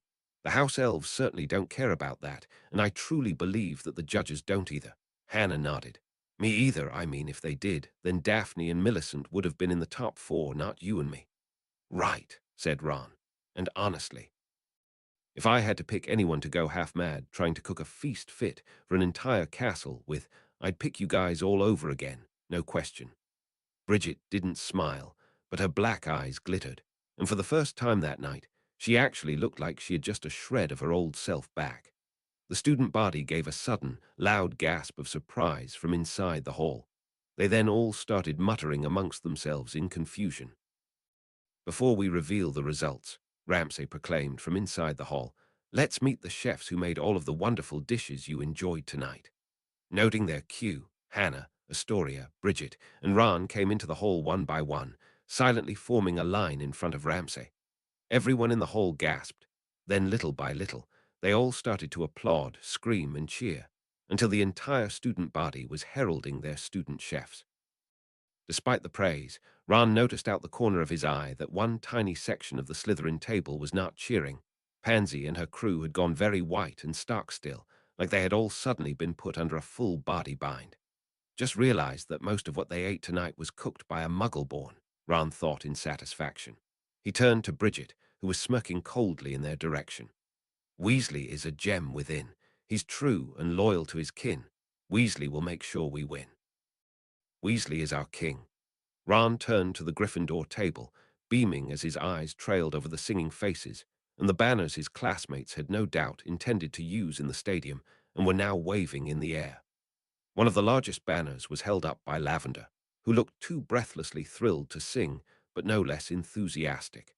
But Ron's gaze slid right past Lavender and landed on Harry and Hermione, who had been sitting with Ginny and Neville and were clapping. Harry was cheering louder than anyone. Hermione looked close to tears, her face shining with pride around her big, bushy hair. Dumbledore rose from his chair in the back of the hall, looking at his students over his half-moon spectacles. "The judges have already deliberated," he said with a smile as the applause died down. "We shall base our decision largely on the judgment of the Hogwarts house elves, who observed our student chefs while they cooked us this marvelous feast. Their general consensus was that all of our competitors were very talented cooks, but not everyone had what was needed to be a successful chef. For one needs more than just talent to be successful in the field. One also needs endurance, patience, and composure, and one chef, more than any other, showed these traits this evening. That chef is Ron Weasley." Ron felt his heart stop. In an instant, he felt like he suddenly couldn't hear anything. Then the extreme noise from the Gryffindor table consumed his eardrums, beating them within an inch of their life with roars and screams and song. "Weasley can save anything. He never leaves a single ring. That's why Gryffindors all sing Weasley is our king." Ron looked around at the Gryffindor table, the judges, and finally his fellow chefs. All three of them were applauding. Hannah and Astoria were beaming from ear to ear, and even Bridget was smiling slightly, though close-mouthed, and without the usual gleam of her white teeth. Slowly Ron put two and two together and realized why, if he'd been the only chef to do everything needed in the round, then he was going on. He was in the top two. He would compete in the finale. Suddenly flushing bright red from his head to his toes, Ron felt his knees buckle and he collapsed to the ground.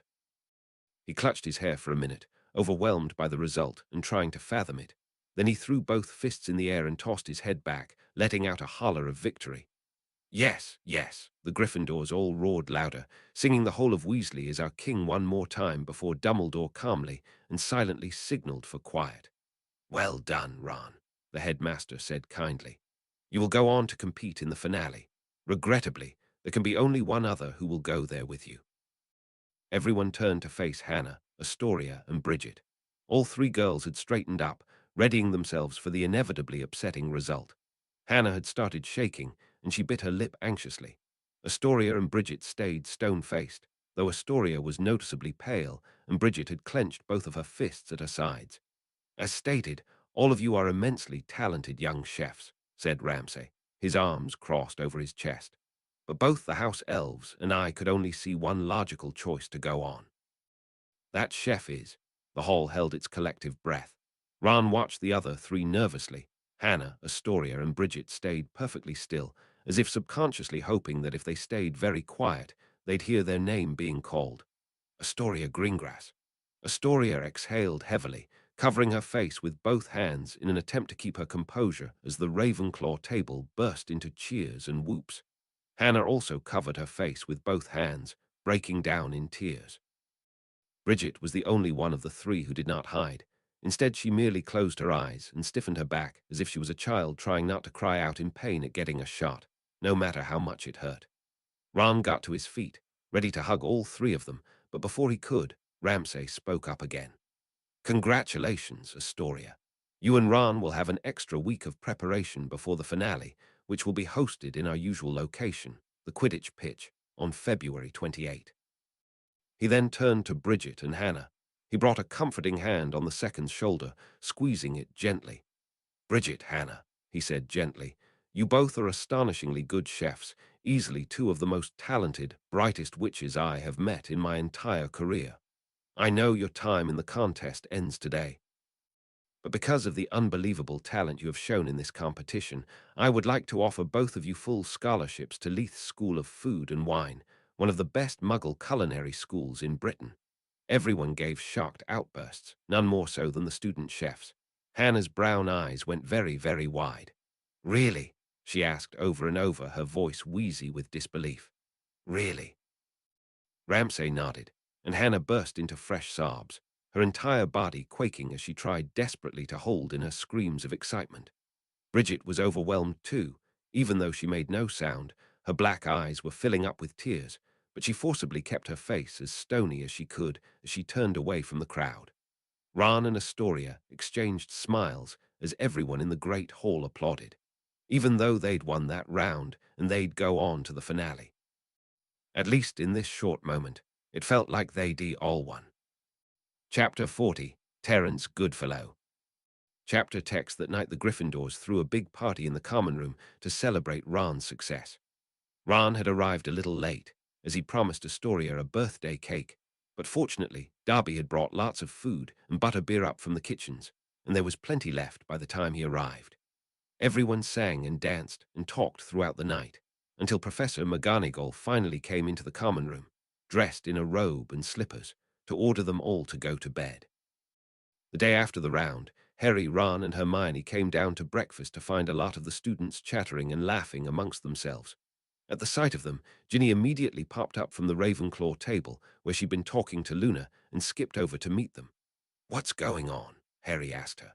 "The Prophet published their article about the last round," said Ginny, grinning broadly. "Look." She handed him her copy of the Daily Prophet, indicating an article on the inside. Ron and Hermione peeked over Harry's shoulder so they could read it too. Magic-F's impress all in the Hogwarts kitchens at Hogwarts School of Witchcraft and Wizardry. 4 students took the place of the Hogwarts house elves for an evening and surprised their classmates with a delicious feast as part of the Magic-F Junior competition. For all those who have not been religiously following the contest, like your humble reporter, has Gordon Ramsay, well-respected, if not somewhat crass head chef of Hell's Kitchen, who has recently taken on the position of potions professor, has been hosting a contest this year that's tested the next generation of magical cooks, with the goal of finding the best up-and-coming young chef in the wizarding world. The contest winner shall receive 200 points for their house, 5,000 galleons prize money, an exclusive reservation for their family at Hell's Kitchen, and the title of the very first Magic-F Junior.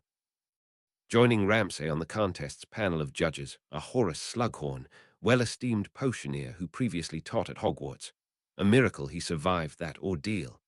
Millicent Bagnold, Minister of Magic during the First Wizarding War, who, quite frankly, your humble reporter would love to interview. Send an owl back sometime, won't you, Millie? And Albus Dumbledore, Hogwarts headmaster, supreme mugwump of the International Confederation of Wizards, chief warlock of the Wizengamot, and the single best candy connoisseur one could hope to find. In previous rounds, the student chefs have been challenged to make perfect pancakes, hand-raised meat pies, specific types of pizza, and beautiful croquembouch towers in only a few hours.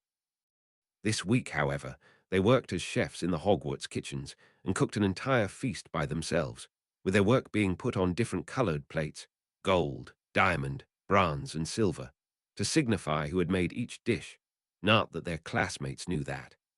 By the judges' design, the students in the Great Hall thought that the Hogwarts house elves had made the feast, as always, and your humble reporter got the scoop on what the student body thought of their classmates' work.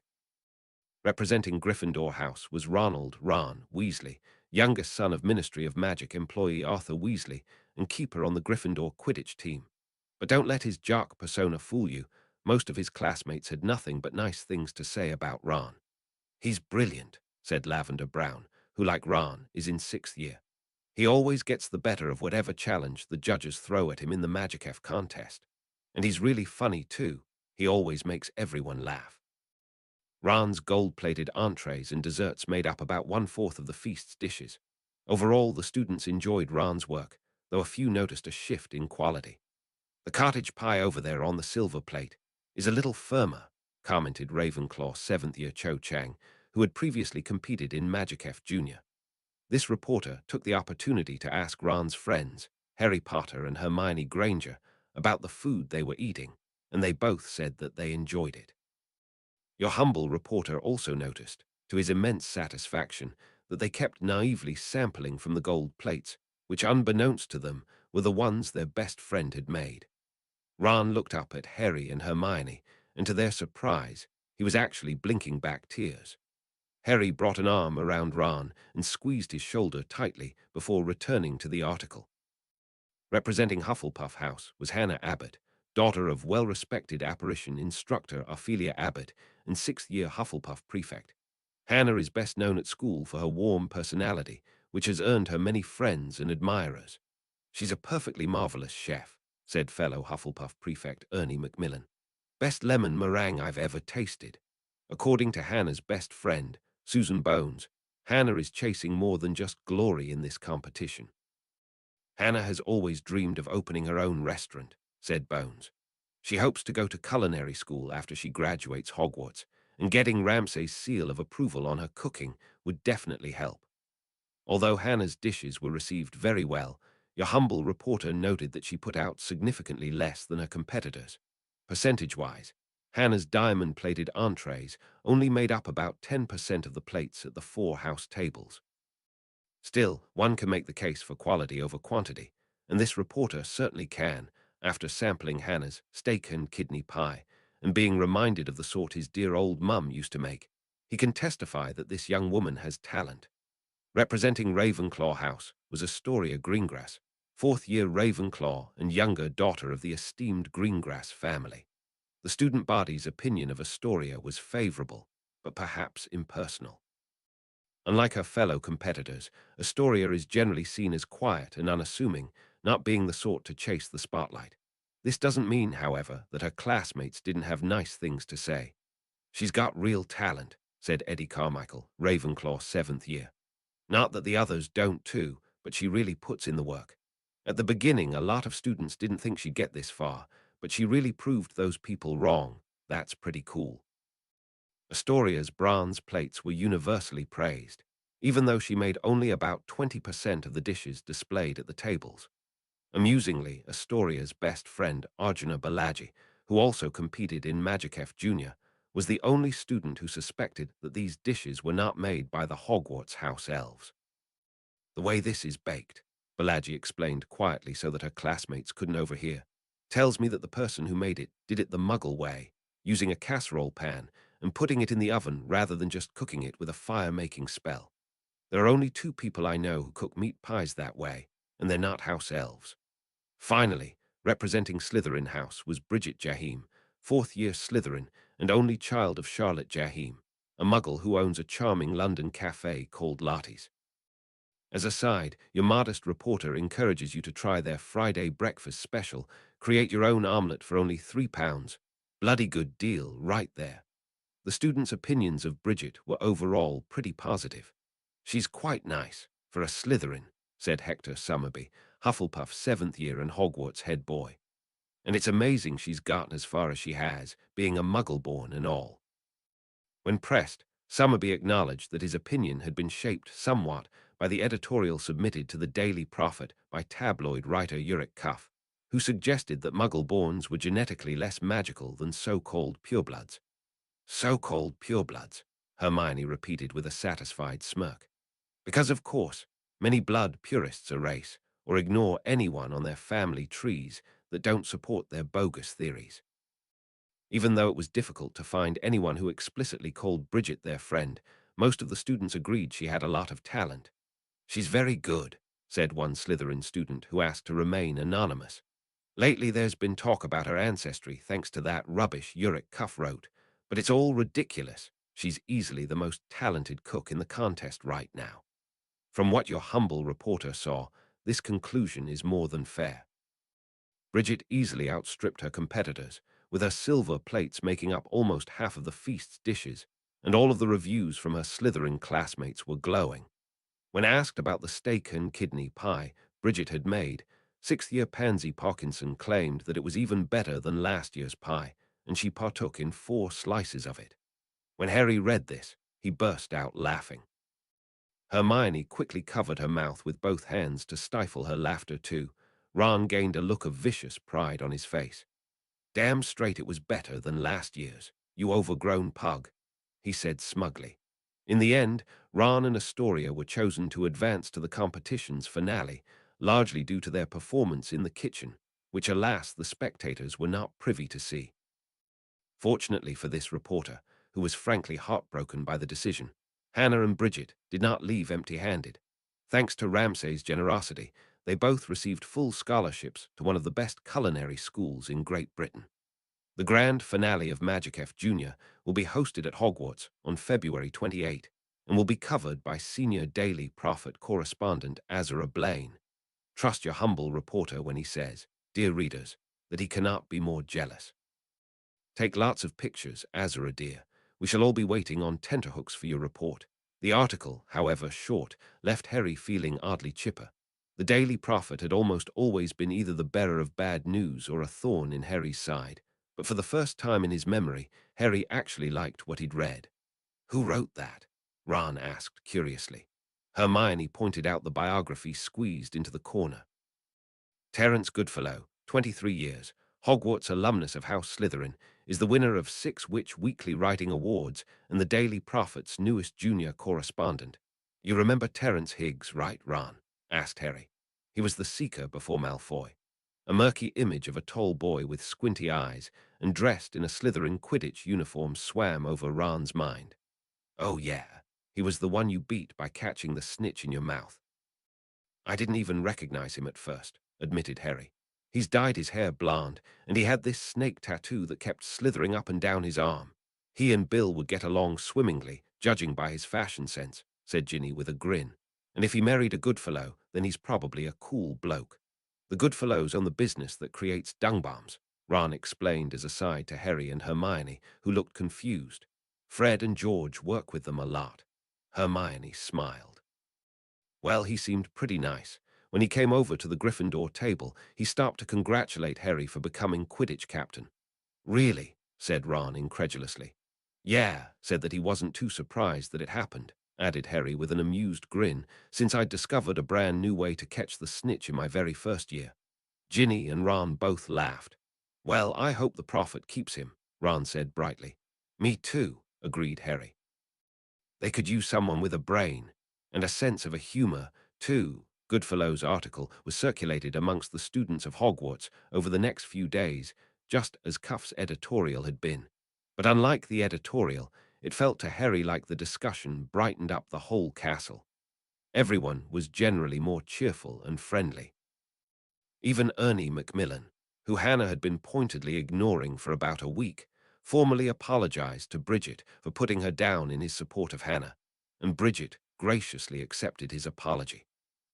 Pansy and her crew had also been noticeably sour all week.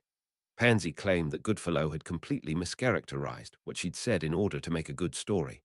But Harry couldn't help but feel after how she'd lied so blatantly to Rita Skeeter about Hermione 2 years ago. This was more than just desserts. On Monday, the Gryffindor Quidditch team met for their first spring practice, so that they could prepare before their match against Hufflepuff in March. Both Harry and Ron were really looked forward to it. It feels weird to actually be flying in the pitch again, and not cooking, Ron admitted when Harry flew over toward the goal posts where Ron had positioned himself. Harry nodded sympathetically. Feels good, doesn't it? Yeah, Ron agreed, as he swung his broom around to whack the quaffle Demelza Robbins had thrown in his direction out of the way. Ginny caught the quaffle. Just as she was about to throw it again, however, something caught her eye down in the stands, and she stopped. Harry, she called over, indicating the stands with a nod of her head. Harry looked down. A familiar figure with intricately braided hair and a green and silver scarf wrapped around her neck had appeared in the stands, walking down the row just below where Hermione was sitting. Ron waved broadly at her. "Hey, Bridget." Bridget looked up. Although she didn't show her usual bright white teeth, she smiled up at Ron and waved in return. "Is it okay if I watch, Potter?" she called up at Harry, quirking an eyebrow. The other members of the Gryffindor team, Dean, Demelza, Jimmy Peaks, and Richie Coote, looked concerned. Ginny glanced at Harry, who merely shrugged offhandedly. "As long as you're not reporting back to the Slytherins," he called back coolly. Bridget gave a single, sardonic laugh as she sat down, crossing her legs. "Ah, talk to that blood-purist scum Urquhart." As if, with a wry smile, Harry turned back to his team. "Back to it, then." Practice continued as usual. Hermione tried to focus on Ron blocking Ginny and Dean's attempted goals, but her attention kept getting drawn to Bridget sitting in front of her. Her mouth contorted in a slight frown. What was she doing there? She said she wasn't helping the Slytherin team, and Hermione thought that was probably true, so. After about the third time Hermione had glanced down at Bridget, the Slytherin spoke. "Something you'd like to say to me, Granger?" she asked without turning around. Hermione flushed. Then, gaining a faintly huffy expression, she crossed her arms. "What are you doing here?" Bridget shrugged. "I thought I'd come show Ron some support, that's all." Hermione's eyes narrowed slightly. "Support?" Bridget slowly turned around to look at Hermione, her black eyes glittering mischievously.